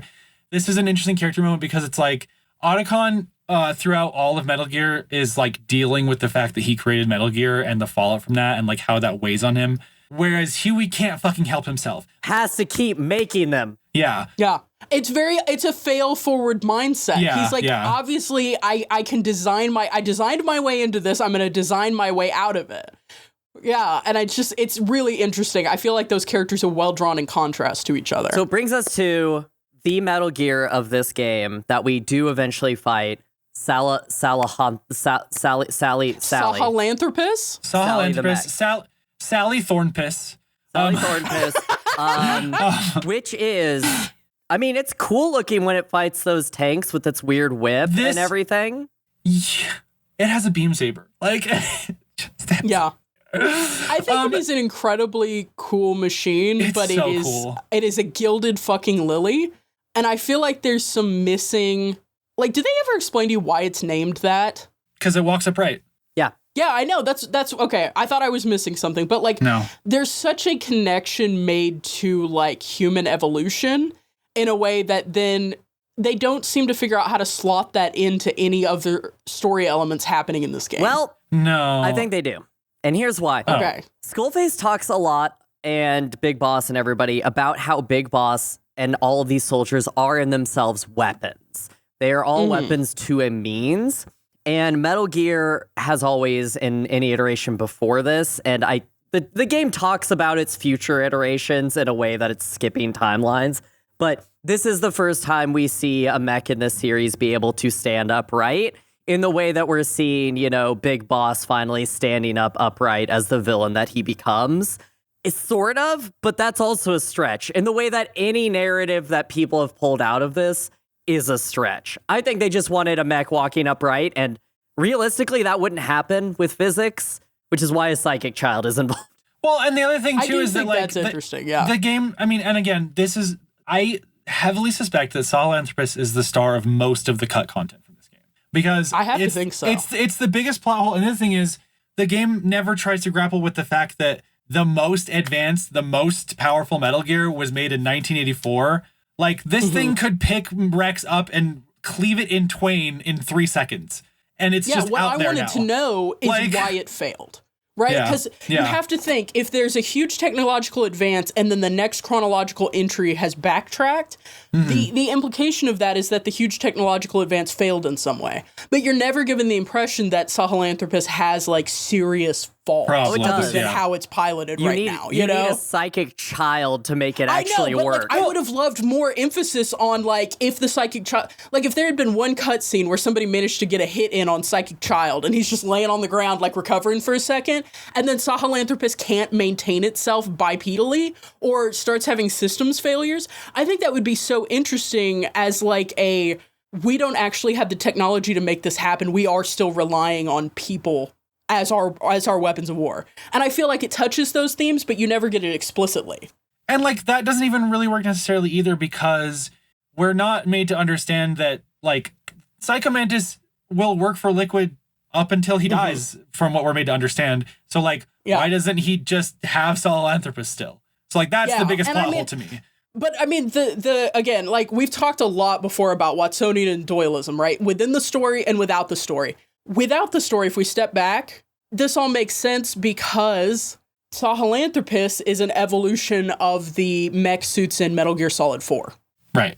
Technologically, aesthetically, the way it moves, it has more in common with Crying Wolf than it does with Metal Gear Rex, other than like the face. You're totally right. But like, so that's a progression out of the game in terms of design sensibility that is not gelled or changed in any way to better agree with the timeline in the game, in the fiction. And that has clanged with me since the first time I played this game. I immediately was like, this is so out of place. Like, the thing about Shagohod is, like, they are so careful to make sure that it exists within a time and a place. This does sense. Not it's seem like, to do that. Here's a tank, and they're trying to make the tank move a little bit better on all terrain. I understand how you get from that to Rex, because it's like, okay, moving across all terrain, maybe squat over 2 legs, like that could maybe be something. But like the jump in the in-fiction timeline from Shagohod to Sahelanthropus makes no fucking sense. It doesn't make any sense. Well, I agree. It only makes sense from 4 to 5 to me. The missing piece of Peace Walker here in Metal Gear Zeke, which is, again, more advanced in some ways than Rex, but also needed an AI pod to control it. And there's a throw-off line when we first see Huey and Skullface talking about it, where he's like, the AI isn't complete, and Skullface is like, we found a way around it, which was Psychic Child, because technology wasn't caught up with what they were building. But yeah, it's such a dropped narrative, especially because when you defeat Sahelanthropus, when you defeat Sally, the fight sucks. That's it. This is the worst feeling Metal Gear fight to me. Fighting a Metal Gear, in my opinion, it doesn't feel like the ultimate fight. It doesn't feel like this is when I'm finally, like, you literally take it back to Mother Base to work on it. And it just doesn't, it feels so unfinished as a plot. It is kind of nothing. I think the fight is okay. It lends itself to the fact that there are so many ways you can do everything in this game. It, like everything else, again, Kojima touches, it just goes on way too long. It is like a 40-minute fight if you're drilling missiles into that motherfucker. And you're just shooting missiles at it, and at some point it has been shot enough times by missiles that it just falls over, and that's it. Like, I don't really get what we're supposed to understand is, like, disabled about it, because when they bring it's a downgrade for me from Rex, because you were aiming at the radar dish to force the cockpit to open. There was a mechanical reason to focus down on specific parts and a cause and effect in a way that, like you said, you just drill missiles into it and it falls over. It doesn't even really feel like you're taking it apart in any kind of way. And a weapon system, and we talk about this with the other Metal Gears, like why some of the newer editions work better, is like if a Metal Gear can be taken down by a Hind D with missile pods, which you are basically just a dude with a rocket launcher and you defeat Sally, like it has to exist in a space where it can beat conventional weapons, or it's not. The Shagohod was a launch platform. It was not a battle tank. Metal Gear Rex is a battle tank. It can stand on its own, right? Like, you have to know how to defeat it. But I was gonna say the thing about the Shagohod too, and why the Shagohod is, it might actually be, and like this is just actually something I'm realizing right now, because I think that's a really good point, Alice. The reason the Shagohod might actually be the best fight is because half of the reason you're able to win is because you have to use the environment. If you didn't have that bridge that you could blow up and rend its body in half, what are you supposed to do? Just keep running? It's never gonna fucking, you know what I mean? So I agree. I think that it's like this is at the advent of like bullet sponge enemies in general, and it's just not. And I don't. That's a good point you brought up too, Alice, because it caused me to question, like, why does Sahelanthropus exist? Because like with Shagohod and Rex, the goal was mobile nuclear launch platform. This is even like partially lampshaded in the fact that like when you're going into this confrontation to like confront Skullface, you literally still don't really know what his plot is. And he kind of explains it to you, but your Metal Gear doesn't really fit into it. He wants to he wants to give everybody a nuke, but have him be the launch code guy. That's fine. That makes sense. That's Metal Gear. He wants to do the parasite thing. That's fine. That makes sense. That's actually, to me, the human connection part of that signals a sensibility that we're going to see in Death Stranding, I think. And then Metal Gear is just here because, again, like Nico said, has to be a Metal Gear game. And I think it's a little bit crippled by that because now we have to have Metal Gear in here. And it feels really forced sometimes. Howsoever, flying it into Mother Base is so fucking cool looking. It's an incredibly cool scene. It's an incredibly cool scene. Yeah. This is the struggle of this podcast, right? Yeah. This makes no fucking sense narratively. It disgusts me. I want to fight him in the street. Unfortunately, it does look cool as hell. our little child soldiers, and it's really cool how they do it. Like, there's like plot of like they're asking to help rebuild it to train and work on things, and the whole time Eli has been planning to steal it to make his own nation state like Dad. And it's a cool plot when they steal it. I learned it watching you, Dad. I learned it by watching you. It is an extremely cool thing to have Liquid steal Metal Gear from Big Boss. I think that it is cool how they're in the interrogation room and Liquid just leans back and Sahelanthropus grabs him through the wall. I think that's really, really cool. All that stuff rules. One thing that I think is an interesting character moment, again with Huey, is that when Skullface dies, Huey's the one that executes him. And there's just like a weird, pathetic, like it's really dark and it's like weirdly disturbing how pathetic this is.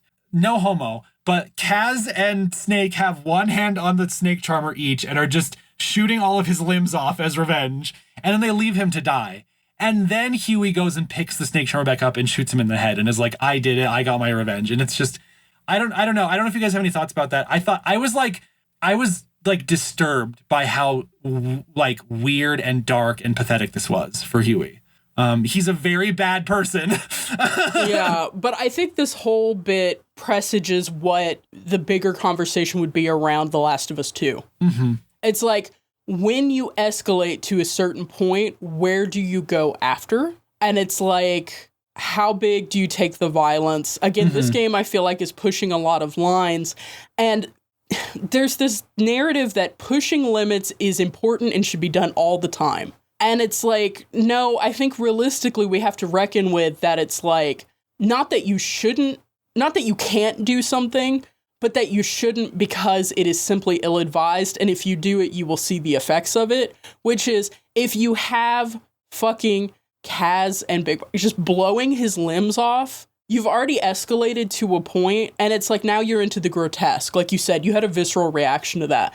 And it's this escalation to the point where it's like, there's nowhere to go from here but having one of the most textually reviled characters in this game get the killing blow, so to speak. Yeah. Like, you go for the gross out so hard that there's nowhere to go from there except grosser.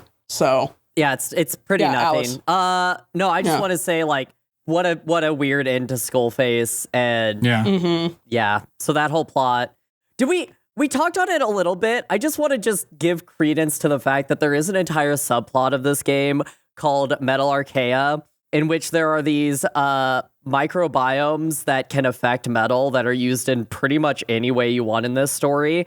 And one of the main plots is there is one that can enrich uranium, so you don't need all of the facilities that you need to enrich uranium to make nukes.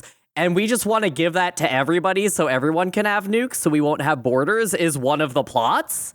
That's one of the things that's a whole other game, and it's why is it here? Well, it's why is it here, and it's also like that's what Skullface thinks, right? That's what Skullface thinks is going to save the world. But it's like, again, he's Five Guys. You also have him doing the parasite thing in Metal Gear. Those don't lock together sensibly at all. No, they don't make any sense. So I want to give everybody nukes and take away their shared languages so that they have to. My big scary monster can walk around.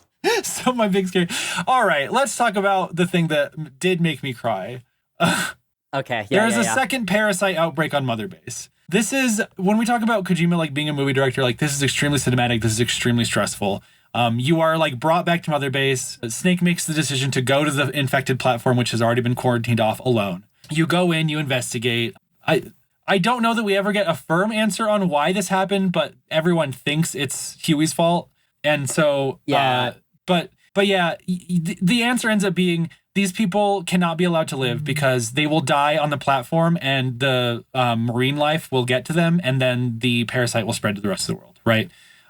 You have to execute all of these people. And you are walking through the hallways executing them, and they start to understand what's happening, and so they start to stand up and salute you as you execute them. I'm like, getting shaky talking about it. It fucks me up so bad.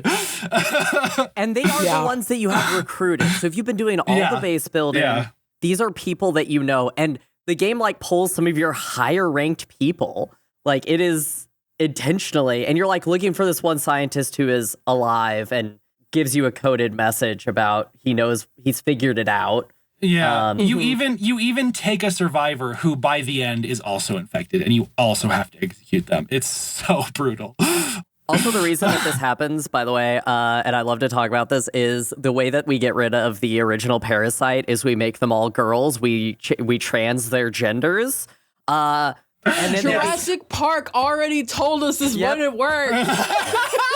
And then they all become a giant polycule of self-recreating parasites on the platform. But it's very sad. There's also a segment where some break up onto the roof and Otacon is just like, light them up.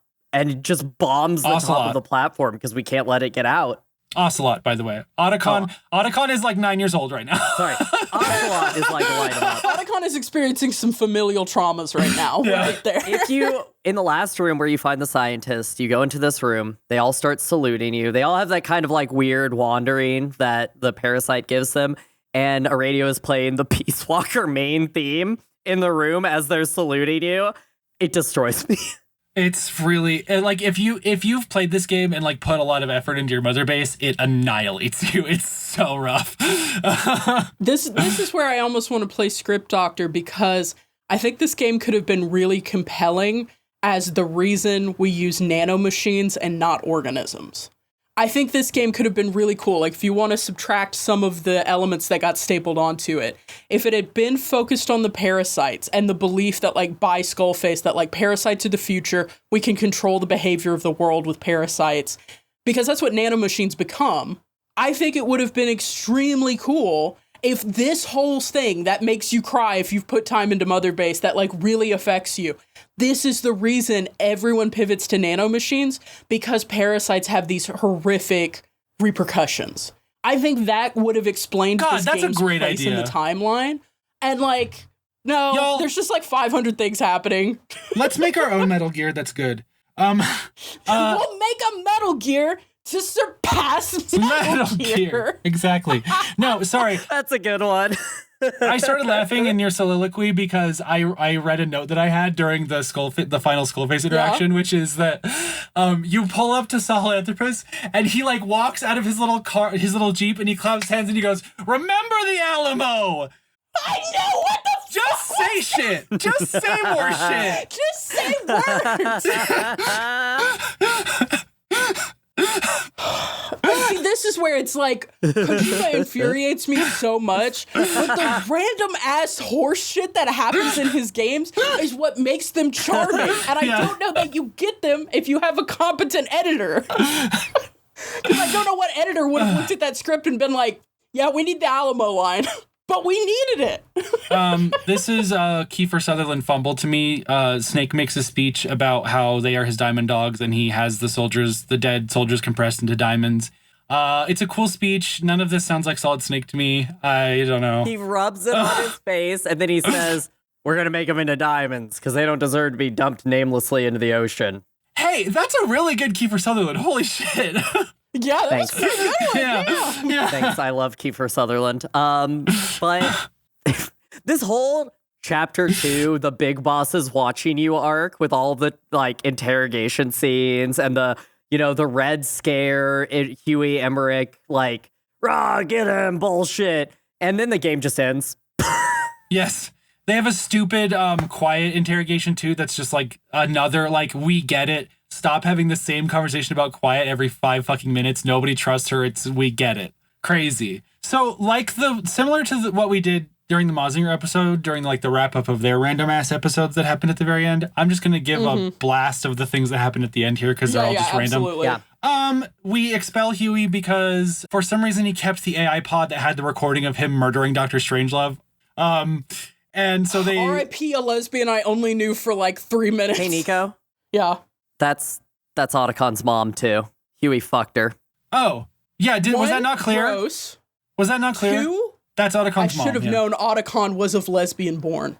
Like, I should have known. His spirit is warm in a way that makes sense if his mother was a lesbian. They do have a throwaway line about this. He murdered her because she would not let him use Otacon in an experiment on Sahelanthropus. So Okay, so in the alternate timeline we create where Strangelove lives and Otacon... Do you know who else they gave birth to? But does Otacon have a liquid? wait, I'm confused. Yeah, what? Olga. What? Yeah. What? Yeah. No. Yes. Olga's mom. Let's just say that the end is the end. I genuinely have no thoughts on it. Like it's nothing. It's so No, nothing. the end is a sniper. The end is a sniper? Get out of here. Oh No, my Brian! God. No! Anyway, you have to replay the first mission, which is so what are we doing? Stop. What do we find Stop out that. at the end of all of that? You are the medic, not Venom Snake. One thing that this ending doesn't make clear until you get to the timeline portion of it is that not only are you not Big Boss technically, you are the Big Boss that Snake kills at the end of the very first Metal Gear game. Yeah. So that's interesting, I guess. But other than that, I'm like, whatever. Here's my pitch on Metal Gear, right? This could have been good if this was not a Solid game. If this was the Venom game and like there was a series of Venom games of you being evil Big Boss who just like at the end, revenge is such a narrative in this game. Everybody's thirst for revenge is what keeps them going. And that's also like Venom Snake just wants revenge against Big Boss for putting this on him, right? Like, this is bullshit that I have to be the fucking fall guy for this dude. What the fuck? Yeah. So I would have loved this if this was a jumping off point for that. Well, but it's wait, not. how do you take the last sequence though? Because my understanding is that he was kind of embracing his role and his power. My interpretation with him punching the glass is he's mad that he's been tricked into this. But he smiles. What's the smile though? You know? Because he's a broken person. Oh, sure. Okay. In my opinion. So a lot of what this game does is, the rewriting of history and how he is not a good... What do you call the person who you're hearing the story through? Narrator. He's not a reliable narrator. He's an unreliable narrator because it is through him and he isn't following things. Let's be honest, he's a little brain dead. He has brain damage throughout this entire game. That's why his memory is so faulty and he's so easily implanted with this. But I think it's him figuring out that, like, I am being set up as the fall guy and I am angry because of that. And that's why he goes on to do what he does in the first game. But also, we didn't need that. I think a more competent story would have foreshadowed this better by having Skullface goad him, because Skullface is like a second tier villain compared to Zero. And I like the idea that if Skullface had goaded him more about the fact that you're only second tier big boss, and like in the beginning you could have been like, oh, he means like you lost your edge 9 years ago or whatever, and then you find out, no, this is literally you're a fake big boss. I feel like that could have tied some of the narrative and the story together better. But again, I mean, I don't know anything about finished, unfinished, whatever, but like it does feel like a lot of plot threads were either not woven together or dropped. And I think part of what makes it hard to determine whether this is because the game is unfinished or not is because Kojima's writing and the writing of the team has been incoherent in the past. So like it's really hard to know. And I do think people can stop trying to figure out Metal Gear Solid 5. It's a fool's errand. We're done. Yeah, it's over. Alice, you had one more thing before we move on to an important duty. I want to talk about one more thing, and this is kind of part of MGS5, but also Metal Gear Solid as a whole, because as we come to the end of the mainline Metal Gear Solid games, I want to talk about the song Here's to You. So this is heard at the end of Metal Gear Solid 4 and at the Ground Zeroes mission.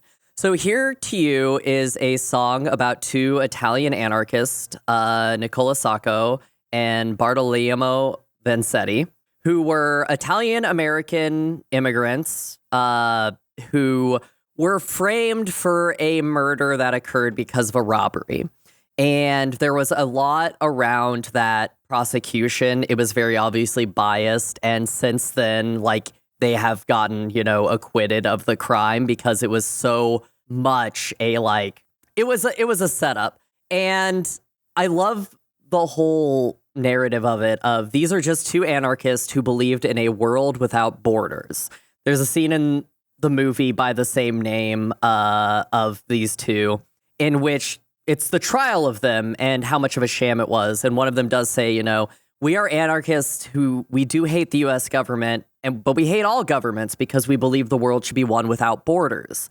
They were true anarchists in the fact that they did not believe that world governments were good for people to interact, and they were murdered by the state because they were framed and not properly prosecuted. And in the original ending of MGS4, which we talked about in that episode, of the two being put on trial for what they did and killed for it because they were working for a peaceful world, a world without borders. But I want to talk about a specific quote attributed to Vanzetti by Philip D. Strong, a reporter at the time, in 1927. So 3 months before they were killed by electrocution. And this is attributed to Vanzetti. If it had not been for these things, I might have lived out my life, talking at street corners to scorning men. I might have died, unmarked, unknown, a failure. Now we are not a failure. This is our career and our triumph. Never in our full life we could have hoped to do such work for tolerance, for justice, for man's understanding of man as we now do by accident. Our words, our lives, our pains, nothing. The taking of our lives of a good shoemaker and a poor fish peddler, all. That last moment belongs to us. That agony is our triumph. And the song uses the line, that agony is your triumph, attributed to these two because of this. And I think Kojima uses the song in a very particular way. And I think we can everything we say about Kojima, all of the down things that we say, I think when we take it all the way back about what Kojima wants to say about human interaction, and we've seen it in Death Stranding since then, the triumph of the agony of all of this and who Kojima is as an author and a writer. And he could have just been a nobody. Like Snatcher was whatever. His games were nothing. The original Metal Gear games were nothing. But then he started saying bigger things. People started listening to him. And now he is kind of vilified for what he does, as was Big Boss. And the way that people communicate and a world without borders and how we achieve that. Kojima keeps talking about all of these people have these theories of getting what the boss wanted, which is a post-World War II unification that humanity has never gotten to. Even in the state of globalism that we're in now, we aren't a world without borders at the end of the day, but we have to keep trying for that as a people and a society to move beyond our borders. And the answer is not through Kojima's writing, but we can be invigorated by the story he presents, not of one of soldiers, but one of a world that is peaceful because we have taken down the things that make us different. And if we build those bridges, as Sam Bridges did in Death Stranding, I think we can get there. But here's to you, Nicola and Bart, for what you went through. And that's my final thought on the Metal Gear Solid 5 games. Brian? R.I.P. Alice, the online anarchists are going to annihilate her for suggesting that Kojima had anything in common with them. But anyway. Yeah, it's going to be really funny. Oh no, the anarchists, will they ever come to an agreement on how to kill me? No, because there's one dissenter and it's me and I'm also part of the vote for some reason. Get it together, anarchists. Please cut all this. The anarchists will destroy me. No, leave it in. Get it together, anarchists, the official stance of the OSG pod.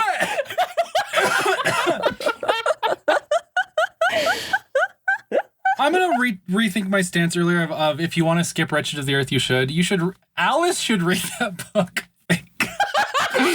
Because that book is actually. I can't believe our next book pick for OSG Pod is gonna be Franz Fanon's The Wretched of the Earth. Is colonialism a mech? No. Is the proletariat a mech? No. Okay. I mean, I don't want to get super deep into it. I will just say that there are many differing complex sociologies and ideologies about what makes a state, what a state is, what a state does, what a nation is, what a nation does. I am not sure Kojima has read any of that material. I am not sure Kojima has a firm stance on what nationalism is. He seems to have made a game series that tells you that nationalism is a sickness that warps people's sense of selfhood. But then he goes and says stuff like nationalism doesn't really exist because a game about Japan won't sell in America. I don't understand any of that, really. I think that sometimes he just says what he wants to say in interviews and hasn't really thought about this stuff very deeply at all. That's the kind of general idea I get, especially learning about all the pause stuff. I'm going to say it right now. I'm done. I will continue to cover stuff for the pod, like in terms of like the other Metal Gear stuff. I'm done. I'm walking away. I cannot be a Kojima person anymore. That's like that stuff. I was on the floor for a reason. I was shattered in that moment. Yeah, I'm so sorry. Yeah, and for the listeners, Brian did spend most of the segment where Alice and I discussed the pause stuff out on the of floor. frame, on the ground of the pod closet. I think we can all agree Hideo Kojima needs to be stopped. He needs to just stop and read a lot of philosophy for a long time. Well, no, Hideo Kojima needs a team. Yeah. He needs a team because here's the issue. I don't think there's anything wrong with making a video game series that is by its nature complicated, sprawling, a little bit of a mess, full of different directions, with a lot of inspiration from actual history and geopolitical conflict.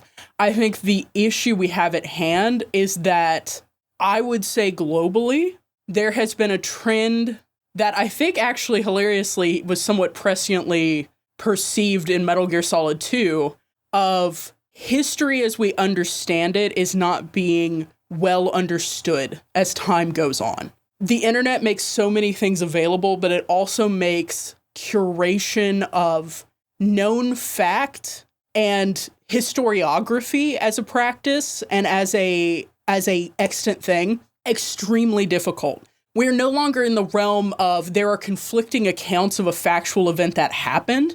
We are now in the realm of there are conflicting accounts of something that may have happened, and there are a lot of accounts that exist only because they produce an output of there's a lot of stuff that only exists to cause outrage and has no basis in fact, and yet because of the structure of the internet and the structure of how many people are getting information, and because I think of a devaluation in literacy, I can only speak to the United States, but like we are at a major decline point in terms of critical thinking and literacy. And the internet also exists at this time, which allows accounts of fact and digitized like historical documents and an unprecedented sharing of firsthand accounts all mixed in with garbage. And I feel like Metal Gear is emblematic of that, but also the worldview that Kojima seems to have represented doesn't shock me, but it is so fragmentary and so lacking in context that to me it just seems to reflect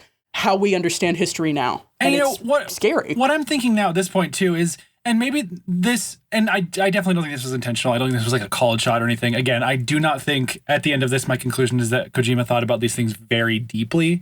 But perhaps this is why people generally seem to agree that 2 is the most salient game, because in a lot of ways it is about what you just said, right? And so like, that's kind of an interesting like thing where it's like, did he accidentally kind of nail it really early on and the other iterative stuff just kind of became a hot mess? I think so. We're white people with a podcast, so we have to say these things. But also, you're not even 100% white people. Why are you lying? The people listening to a podcast discussing these things, if they're still here, are the people who critically engage with media. So I know. If you're still here, we appreciate you deeply. Alice, what is your rating of this goddamn game? Goddamn Mechs, because if I was to rate this game, it might be a little different. You're right. So sorry. Let me rate these goddamn Mechs. Sally is an annoying fight, both the first time you find them. They have these stupid little things that they shoot out that find you that make no physical sense at all. I hate that they have brought back Psycho Mantis just to enable this thing to exist. The Walker Gears, while cool, I don't like the way people sit on them. And that is such an engagement that makes them a mech, is them having a pilot. And if you ever, guys, their butts all the way out. It looks like you're either shitting or you're preparing to do a dive into a pool. And both ways, it's bad.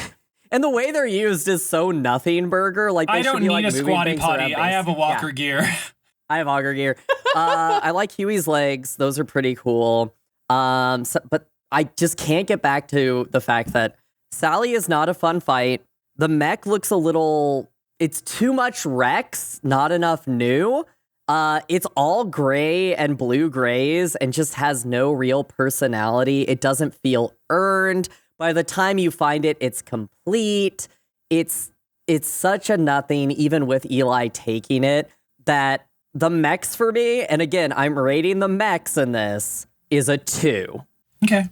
Because I loved everything in this game, gameplay-wise, except for those 2 fights, really fucking just sucked shit. They weren't fun, didn't feel enjoyable. Yes, I could do them a million ways, but like, they're just bad mechs. And also the whip was kind of stupid. Brian, or let's go to Nico. Nico? Yeah. I liked Sahelanthropus more when I had just seen it on the Gunpla website. I liked its aesthetics. In the context of the game, I like it less, right? In contrast to Alice, I would say I think it's too much new and not enough Rex.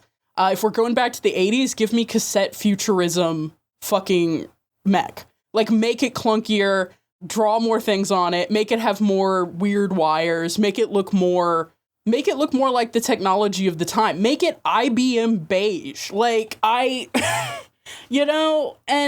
I like it as almost a horror element in the moments where that is kind of how it's operating.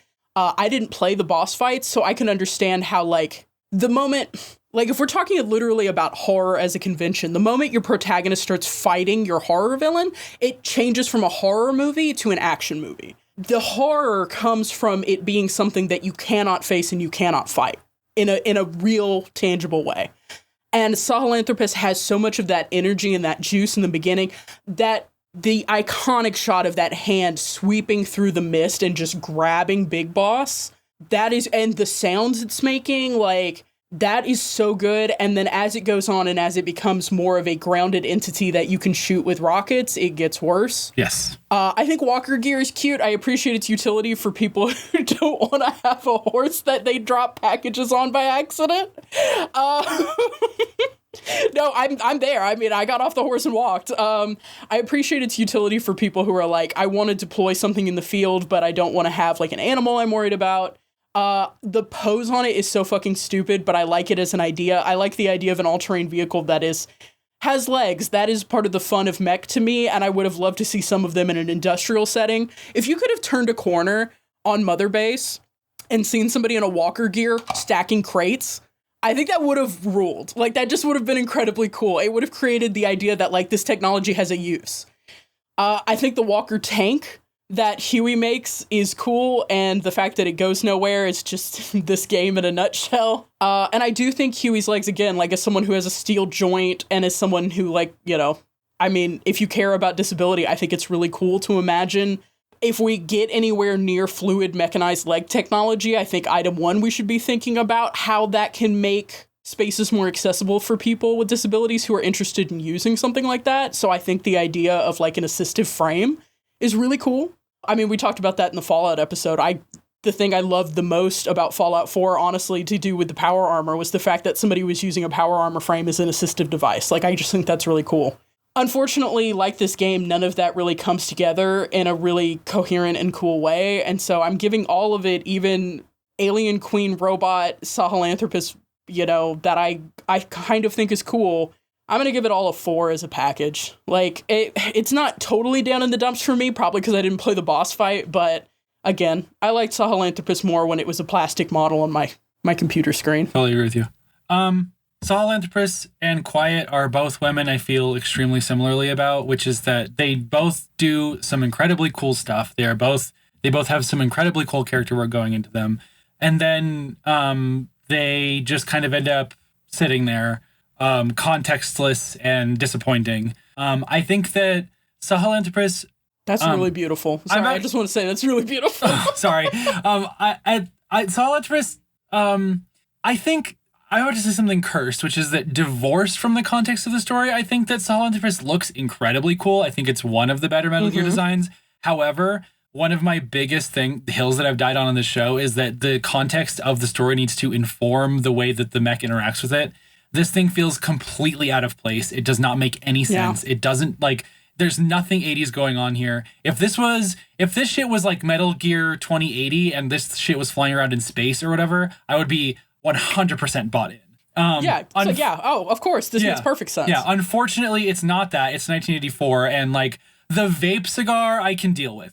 The iDroid I can deal with. Sahelanthropus just doesn't feel like it's in this game. Like, it's just very strange, and so, like, that really takes so much momentum out of it for me. And then, yeah, every time you interact with it, it sucks. The first fight where you're running away from it is, like, so laborious. It will just sit there and stare at a rock for multiple minutes at a time, and you can't move. It will notice you. It is trying very hard to find you. And so, like, in that way, it's kind of cool because it's, like, realistic, but at the same time, it's like, this is a video game. It's kind of broken. It's also kind of broken. Very obviously knows where you're at, even if you've been out of vision range for a long time.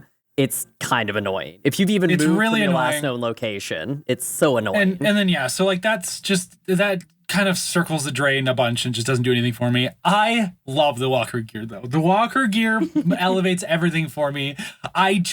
Yes, it's incredibly stupid. Yes, the pose while you're riding it is probably going to give you osteoporosis, even though it's not even how that works.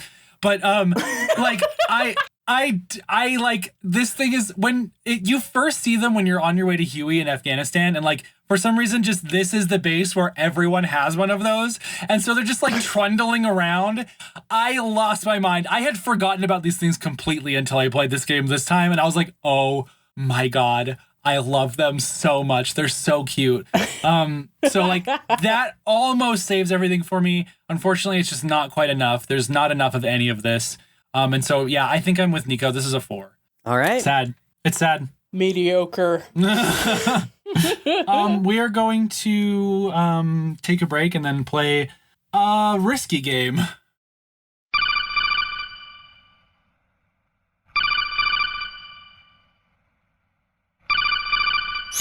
Otacon, light of my life. What do you need? Snake, Psycho Mantis is breaking into OSG Studios. What? OSG Studios? He can't be allowed to reach OSG's listenership. He has mind control powers. There you are, Snake's charmingly pathetic male wife. I shall now take control of you. Otacon, you have to resist. It's no use, Snake. He's playing his mind control music. Now, OSG listener, I will speak directly into your mind with my psychic powers. Place your cellular phone on the ground and I will manipulate it. So, you listen to friends at the table. Oh no, he's using his mind powers to navigate to Apple Podcasts. Apple Podcasts! I will now use your phone to leave a 5-star review on the OSG landing page. Oh no, that's disingenuous but beneficial. I will also use your touch keyboard to write a review. That way your podcast will be exposed to more people, and they will have a chance to correct your verbal foibles on the internet. No! Tell your friends and family to listen to OSG and give them 5 stars, or you may hear that music on the breeze. Snake,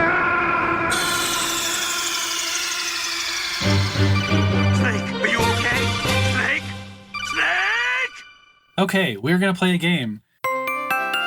This is the end of the Metal Year. I wanted to do something special. This is a little bit risky. I tried to keep it very minimally complex. This game is called Metal Gear Solid 6. We put them in a big pit this time and just made them punch each other to death. As we know, there are 3 important Metal Gear models to consider as we regard our coverage of the Metal Year between Rex, Ray, and Sahelanthropus. Well, there are also conveniently 3 hosts. Starting on whoever calls this coin toss, you will choose a mech to get in, and we're going to fight each other to the death. I'll call Tails. Okay, so Alice, your heads. Oh, you get a call? Just kidding, call Tails. I'm heads. Nico, which Metal Gear do you want to pilot today? Oh shit. I know I just talked a bunch of shit about her, but let's get in Sahelanthropus. Let's fucking go. I'm cramming my body. I'm like, psychic child, help me as I cram my body into the tiny pod. All right, Alice, which one? No, here's what we're doing. I've got the cockpit open, and I've just got my ass in it like it's a too small chair, and I'm just hanging. Okay. So Alice, which one do you want to do? Brian, I'm pretty sure you're the one who likes Ray, right? More than Rex?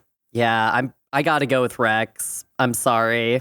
I want Rex. I want my boy. I'm very happy to take Ray. Okay. I still have the cockpit open, but my radome is working. I just have it open because it's just kind of warm in there. I'm like Paz and Peace Walker. I'm in my underwear.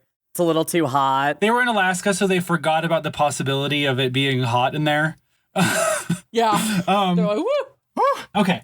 In the interest of speediness, simplicity, and the forethought that we will probably be morally and psychologically compromised by the time we get to this point in the recording, I have actually made this a lot simpler than it was originally going to be. I will be asking you extremely general and mostly kind of easy trivia questions from the entire comprehensive quintology as we have experienced it so far.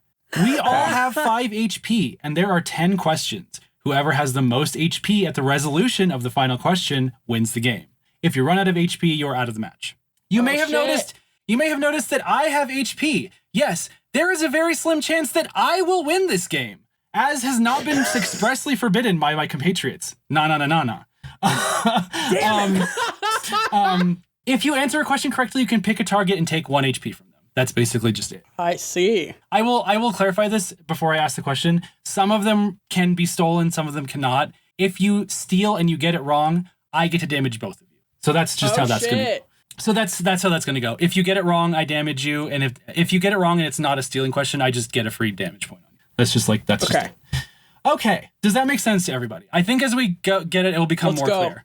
Okay. Yeah. Makes as much sense as Metal Gear. Let's get into it. Yeah, there we go. All right. This first question. Where are we fighting? Just a giant hole? Good question.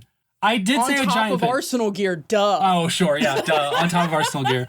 What was I even thinking? It's like Street Fighter. There's like 3 stages. One is the top of Arsenal gear, one is the top of Mother Base, and one is just the desert for some reason. One is just Afghanistan. Yeah. Okay. This first question, stealing will be allowed. Why did Peter Stillman retire? This is for Alice, by the way, to start. Okay. Peter Stillman retire? Mm-hmm. Oh, shit. Who's Peter Stillman? Yeah. Fuck. The expression on your face. Alice just blue screened IRL. I just question. If I choose not to answer, do I still take a damage? Yes, but also Nico will have a chance to steal. So no matter what, I take a damage if I get it wrong or I don't answer. Mhm. Okay. Peter Stillman retired because shit, it's something Metal Gear-y. Fuck. I believe in you. Alice is straining. The tendons are standing out on Alice's neck right now. Just say something Metal Gear. Because of the Patriots. Unfortunately, that is incorrect. I'm gonna laser beam you with a bunch of water.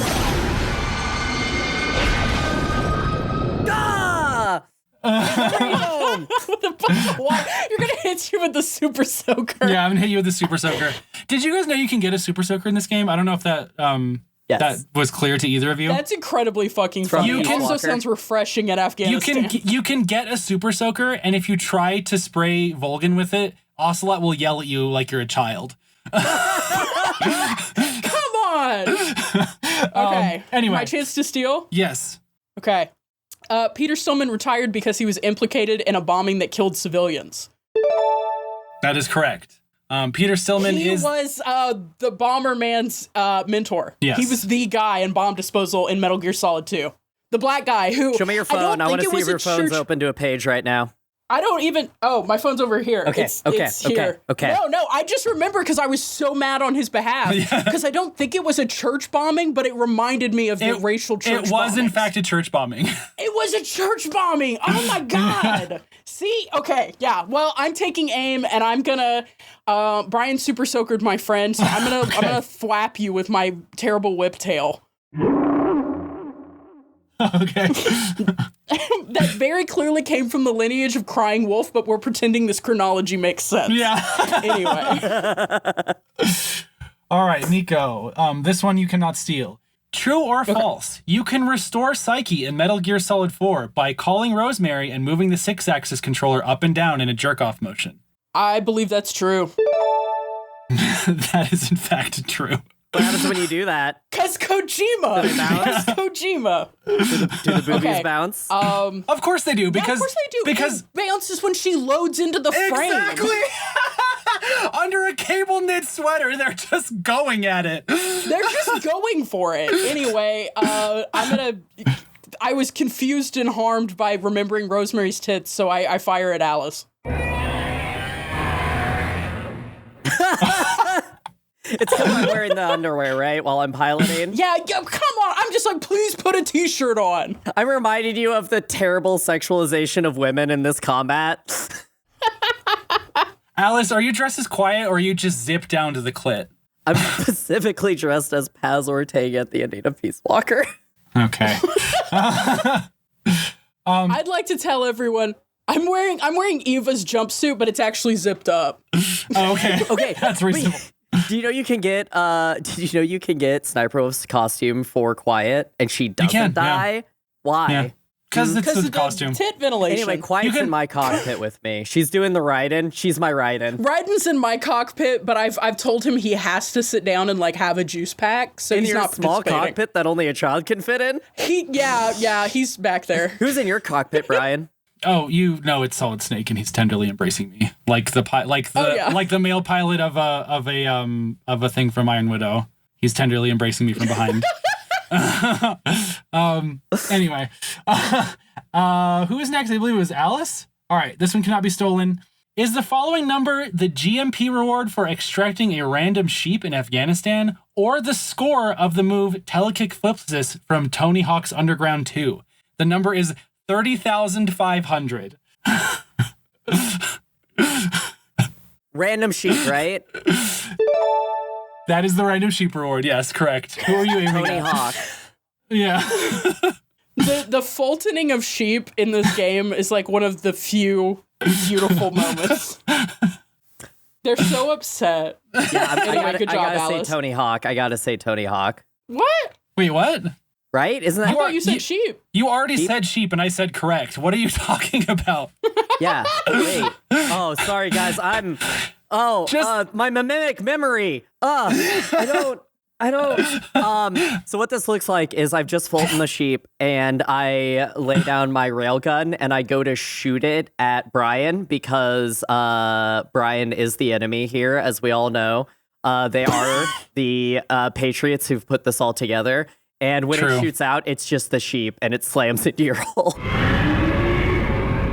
Oh! It's like that bit in Dragon Age Inquisition when I was just about to say that. Yeah. I was just... Wait, no, it's in the game you can make Quiet shoot grenades in midair. It's the sheep, but with Paz's explosives in its stomach, and Quiet shoots it as it hits you, and it explodes. You know, one of my favorite things about having a max bond level with Quiet is you can buy her a skin that's just her, but just painted in solid gold body paint. Oh, good. James Bond. Yep, we're just doing that again. Also, we're just doing that again. If you have Max Bond, she lays like a kitty looking at you the entire flight. Your little kitty. Yan yan. Nico, this one also cannot be stolen. Who between Frank Yeager and Olga Gerlukovich have we seen kill more people on screen? Ooh. Frank Yeager was the cyborg ninja, and then Olga Gerlukovich was the cyborg ninja later. I feel like neither of them got... No. I think it's Olga. I think Olga got more kills. Unfortunately, that is incorrect. I guess I'm just gonna kick you with my stumpy little chicken leg. Ow! My beautiful, long, elegant leg. Don't kick me. Yeah, I'm gonna try and get you into like you kneecap. jostled right in. His juice box. He dropped his Capri Sun. The incredibly dire news about Olga is she actually doesn't even kill anybody. The massacre scene in Metal Gear Solid 2 is done by Vamp versus the one in Metal Gear Solid 1 being done by Cyborg Ninja. So funny. Let women murder. They did. Her name's Quiet. More female drone pilots. Liquid at the end of, or in the midway through Metal Gear Solid 4. Yeah, literally. Okay. Alice, this one can be stolen. What is the name of the PF most regularly encountered in the Angola-Zaire border region? PF stands for Private Forces. By the way, PF stands for Private Forces. We're just doing PMCs again. I don't know why they didn't just call it that anyway. Yeah. That would be the CFA. That is correct.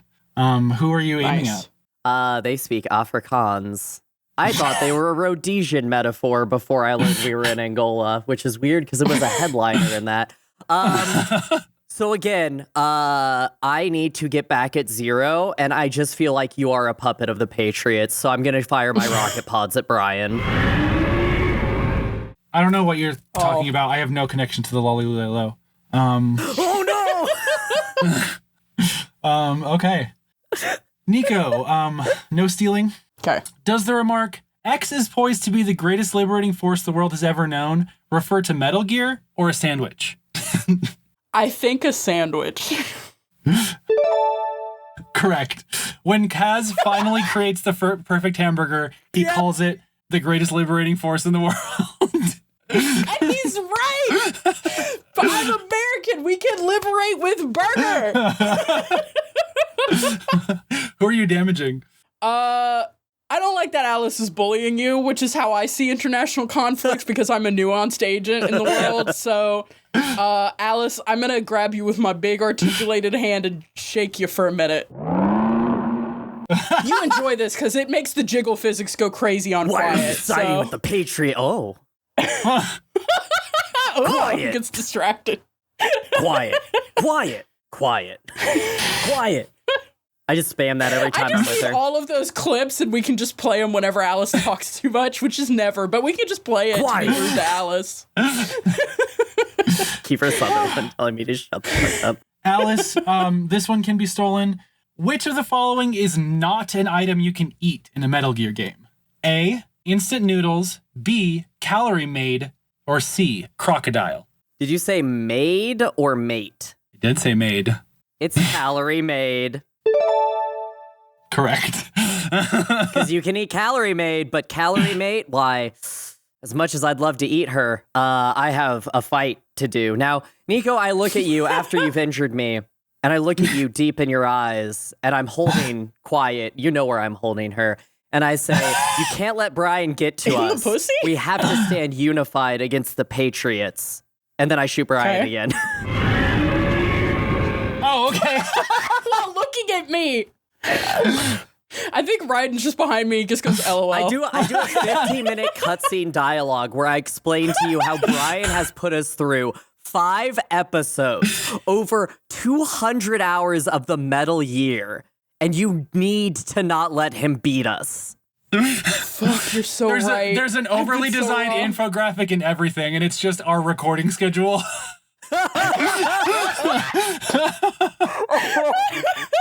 The AI known as Brian. Controlling the war economy. Oh my god, you even have AI in your name, but it's backwards. The Patriots, Rat Patrol 01. I'm gonna write it on the ground with chalk. Yeah. Okay. I'm not doing so hot. Poor Ray. Okay? Sorry, there was a bunch of of extremely loud banging just now. Anyway. Oh shit, are the police there? Who's up? I think it's me, because you got it right, Alice, and you had a stealable question, so I think it's me. Yeah. Yes, correct. No stealing, true or false. In Metal Gear Solid, you can get into a locker with a pervy poster on it and hold L and R to make a weird kissing sound that guards can hear. I think that's true. Unfortunately, that is false. That is, in fact, a thing that happens in Metal Gear Solid 2, not Metal Gear Solid. Oh, that's right. Oh, damn it. Oh. We didn't have locker physics yet. We didn't have locker physics yet in Metal Gear Solid 1. We had locker physics. We did not have the rendering power to let you know that there was a pervy poster in the locker, though. That's real. That's true. That's so real. Yeah. The haunting implication of the poster. Anyway, Brian hits me and confirms what Alice has just told me. I don't know what you're talking about. My mech is running amok. Presses another button. Alice, no stealing. Is the following quote from Metal Gear Solid 3 or Metal Gear Solid 5? Is there a way to take off my pants? Well,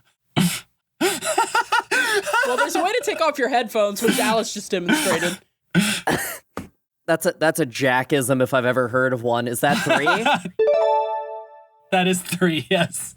That's a classic Jack. That's gotta be a Jack. Who did he call to find out whether he could take his pants off? No, actually, this is a conversation with Sigyn, who calls you to yes. If you immediately in the first hours of the game go shirtless, which I did immediately, of course, Sigyn will call and yell at you because that has no tactical advantage whatsoever, and then he'll say, "Is there a way to take off my pants?"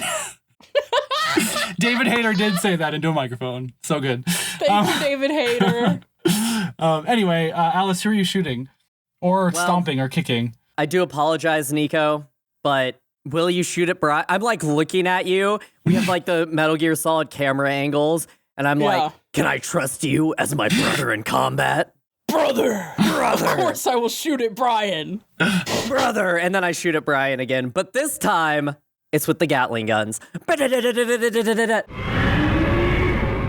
also quiet, quick 360 scopes you for some reason and like shoots one of the guys on your mech. I don't know. Do you have other guys besides you and Big Boss?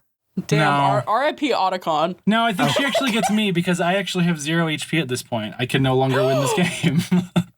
Y'all teamed up on me. Okay. So it's now just a duel, straight up. You don't have to choose who to... Okay. Yeah. We don't have to fight. We can choose peace. A world without borders, Nico. But let's finish this game first.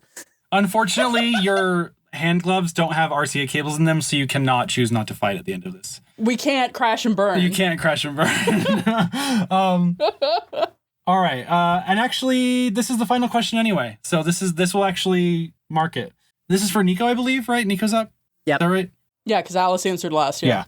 What is the method by which the technology to enact Les Enfants Terribles created called? Fuck. Oh, God. This is the one that is an acronym that means 2 different things. Wait, is it just Eva? Is she the technology because she carried them? No. Okay. No, this one actually can be stolen, so Alice, did you want to take a crack at it? Yeah, I don't have an answer. Go. Will I take damage if I answer to steal? No, I can no longer damage you. No. Cloning. Not quite. I asked for the specific method, and the method was called the Super Baby Method. Yes, that was Super Baby Method. What a fucking terrible series. This fucking game. Okay, so Unfortunately, the winner is the least cool one. Nico wins with 3 HP and Sahelanthropus. Wait, they don't take damage and for getting that last one wrong? Oh, because we killed you. This is bullshit. You killed me. This is the cost of our actions. This podcast. Well, you would have both taken 1 damage, which would have put her at 2 and you at 1. So either way. I would have won regardless. We power down without us destroyed, right? Yeah, I'm not gonna listen. At the end of the day, we're all friends here, and I love your mechs. I don't want to see them wrecked. I crouch down so I'm on the same level as y'all because I'm in the tall one. So I do a Slav squat in Sahelanthropus, and I can balance because I have a tail. And I Slav squat, and then I toss everyone extra Capri Suns from the cooler I have for riding. We're at the secret forest stage, which is in front of Mount Snakemore, and and we all just hang out and drink Capri Suns. Watching the sunset. And Solid Snake is barbecuing and Otacon is bringing vegetables. And Sunny, we're going to eat her eggs. Thanks, Sunny. That's beautiful. Yeah, we are. I don't know how we're going to barbecue them, but we're going to eat them. Speaking of food, we are getting our final codec call of all ever. We're getting the final one, yeah. Oh, this one's actually a cassette? This one's actually weird. a cassette. Yeah, we found a cassette on the ground. Yeah, we found a random cassette. Let me pop it into my legally distinct Sony Walkman. Oh, no, this is Depeche Mode. This is one that Kojima dropped that absolutely should have been in the game. I can't believe he left Depeche Mode out of the game. Okay, well, let's listen to the Kodak. I got to put in this Depeche Mode tape for background noise. All right. Dear OSG, in an effort to placate a vital scientist and racially inappropriate wizard, I have recently perfected the hamburger by all objective qualifications. Yes, thank you. I am very proud of the chemical burger and how appetizing it sounds. The problem is this. Now the old man wants the perfect ice cream sundae. Please tell me what your favorite ice cream arrangement is and how to replicate it. I don't know why I'm asking for dessert advice on a mech podcast, but I guess you could say I am constantly operating at being the most desperate man on earth energy at all times, so I'll take anything I can get. First of all, I can do a might all. Second of all. So what goes into the best ice cream sundae is geopolitical conflict.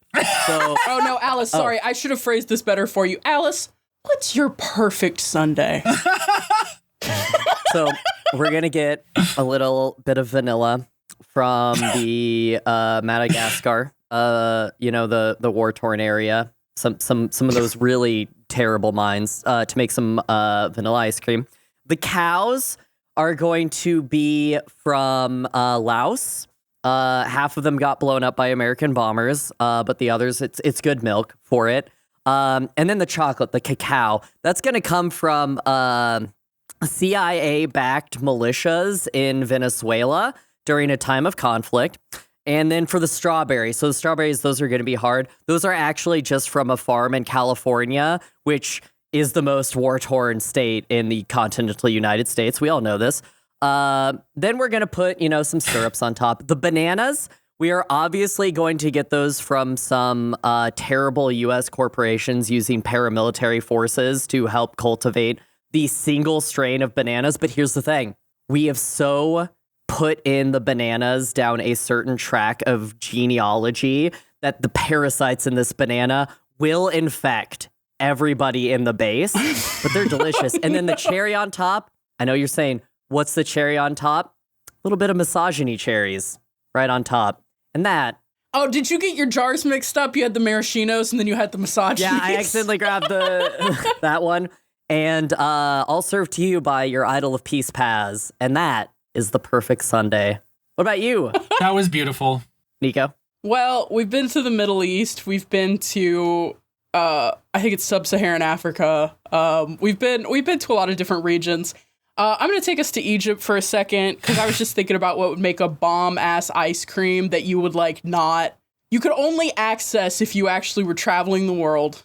And I don't think that's true. I think you can get it anywhere. But I would say the perfect sundae is inspired by basbousa, which is a semolina cake. So what we're going to do, we're going to have the semolina cake on bottom. We're going to have some just plain vanilla ice cream. You don't want to gild the lily too much. And then you're going to put the almonds on it, nice toasted almonds. And then you're going to douse that in honey and rose water. and then just dig into that. I think that's going to be perfect. The Rosewater really elevated that to This is a shout out to the guy who I used to see at the local farmers market when I was in college, who I had never had basbousa, and he had a bunch of different Middle Eastern and African like desserts that he was selling, and he was like, you got to try this. And I was like, it looks like cornbread. And he started laughing at me because I said that in the most southern way possible. I can't even replicate it. I was like, it looks like cornbread or something like that. And he laughed at me so hard, and he gave me the basbousa, and it was so good. And I went and saw him every time I went to the farmer's market.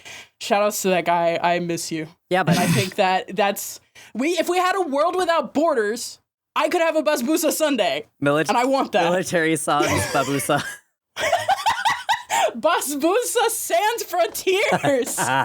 Nico, you missed this. We talked about it earlier while you were on a break, but one of the things that happens in Peace Walker is Military Sans Frontiers does invent Mountain Dew.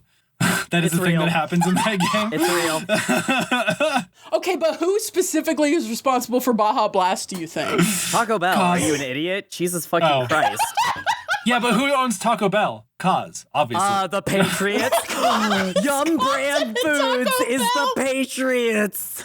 All I want in the world is to go through a Taco Bell drive-thru with Kazuhira Miller. Like, that's all I want in the world. Who is on the triangle? My limbs. Who is on the McDonald's triangle, do you think, where I think Kazuhira orders a single black coffee and leaves. I think Ocelot is McDonald's, and then Snake just, what's the third one? Is we have food at home. We have food at home. Absolutely, that's Snake. Yeah. Snake is we have food at home. No, I just had this really vivid vision of Miller being like, okay, here's my order. And he grabs me by the back of my neck and brings my head to within like 3 inches of his face. And then just like tells me, I want the Crunchwrap meal deal box. I want He's just doing it. And I was just like, Cypher doesn't want us to have the Crunchwrap meal, boss. We have to extract it by Fulton device. Oh, Skullface came through before us, and he got all of the Baja Blast in the machine. They only have Diet Baja Blast. If you airlift your DoorDash driver here without extra cheese, I'll just have it killed. You're driving with Skullface on the Jeep, and he just pulls through the Taco Bell drive-thru. No matter what Kojima has done to us, I love you two so much. It was all worth it to make these Taco Bell jokes with you. Sorry, I didn't mean to say that like I'm on the phone at the end of a Metal Gear Solid game. Huey Emmerich is over there like, I didn't teach them their Gordita Crunch technology. I wouldn't share that with anybody. Huey Emmerich is definitely at the drive-thru window. Like, he's just like, fuck, what do you want? Brian, what kind of ice cream should you make for an What are you old making for Code Talker? I think Code Talker would appreciate an American classic, which is the banana split sundae you can get at 31 Flavors with the hot peanut butter on it. That is 3 scoops of vanilla ice cream, 2 halves of a banana, and just a truly American amount of piping hot liquid peanut butter all over that thing. I'm so sad because that's beautiful. There's an ice cream place literally a block from me. It's the local ice cream place that makes their own ice cream, and they have vegan ice cream, and they do a sundae, and I probably shouldn't go, but now I kind of have to. You gotta go. I have no money. You have to go. Well, I don't have money either. I'm about to fly to Europe. That's true. You know what? Get a sundae with Ghost. I'm sure it'll be really funny. It'll be like some weird British. There'll be beans on it for some reason, and not even good beans. No, I think Code Talker would appreciate that, and he would talk about his lost homeland and the Navajo ice cream he used to eat. If anyone in the world would find a way to put offal in ice cream, it would be the UK. I do not trust that shit at all. Yeah, they would absolutely have some sheep guts. Zero would do that. I believe in that. Fucking Englishman. Would do that. Oh, fucking limey. Beautiful. Okay, that is it, isn't it? Do we have any parting thoughts? Yep. I do. Okay. Yeah, go. I'm Big Boss, and you are too. No. I don't have any final thoughts. I think the series is fun. I think it's enjoyable. I don't think anybody should put a bunch of effort into this series ever at all to try and interpret it at a literary or knowledge level. They're fun. They're neat. Hideo Kojima must be stopped, But hey, these are fun games, and you can usually pick them up cheap. So the Metal Year happened. Mm-hmm. Yeah. Jordan Peele, if you're listening, if you need help, just kind of like tweet about a dog, tweet about a husky, and I'll know, and I will extract you. That writer's room needs a lesbian so badly. So badly. Nico, do you know how a Fulton device works? I just want to be very clear. Do you know how a Fulton works? I assume there's a big balloon and you stick it to someone and it inflates and yanks them into the fucking stratosphere. A plane low flies with a giant hook on the front that grabs it at a certain altitude. So there's enough helium to get it to sit at a certain altitude. So every single time you Fulton something, a giant 4-prop plane has to fly by and pick it up. What are we doing? It's so stupid. It's the dumbest shit on the earth. Anyway, yes. Also, it's the best shit on the earth because guess what? Every time you have D-Horse out on a mission and you fly back to Mother Base, he gets his own Fulton that you can see if you have the right camera angle. Just put him in the chopper. No, he deserves to have fun. Graham, what are your final? Horses live in terror at all times of everything. I don't feel like horses should have to experience Fultoning. I feel like out of everything, they should be free of at least that. My final thoughts are, I am not going to judge anybody for buying Metal Gear Solid 3 Delta. I personally think that it is a disgusting cash grab by a company that ruined its take on this franchise already and is just kind of money farming it because they're morally bankrupt. Metal Gear Solid 3 is fine on its own. We do not need to see it in sexy graphics. They're probably going to root it anyway. That is literally the extent of my thoughts on that game because I know it'll probably come up at some point because it's coming out soon and we haven't talked about it once during the Metal Year. That is my final thought. Metal Gear is something. And be sure to be on the lookout for our extremely expensive Kickstarter where we fix Metal Gear Solid. The Metal Gear Solid Rehabilitation Project. That's just Metal Gear Rehab, like Metal Gear Rising. There's so little cleavage in it. There's good bones here. It just needs more butch women. Yeah, jiggle physics right here. We could do a great motif where they have the V that looks like the exclamation point, and then that match cuts to a zipper that's all the way down that you can just zip up. I love you both so much. Thanks for listening, pilots. Remember, you can reach out for advice to the team, although I don't recommend it, at our email, questions@osgpod.com, and non-pilots can send general questions and feedback to the same address. You can also catch up with us on social media. Links are in the description for updates and more. Be sure to check back in 2 weeks. We'll be discussing Pacific Rim 2. Good luck. Until then, goodbye. I love you. Thank you, my friend. From here on out, you're big boss. Goodbye. I love you.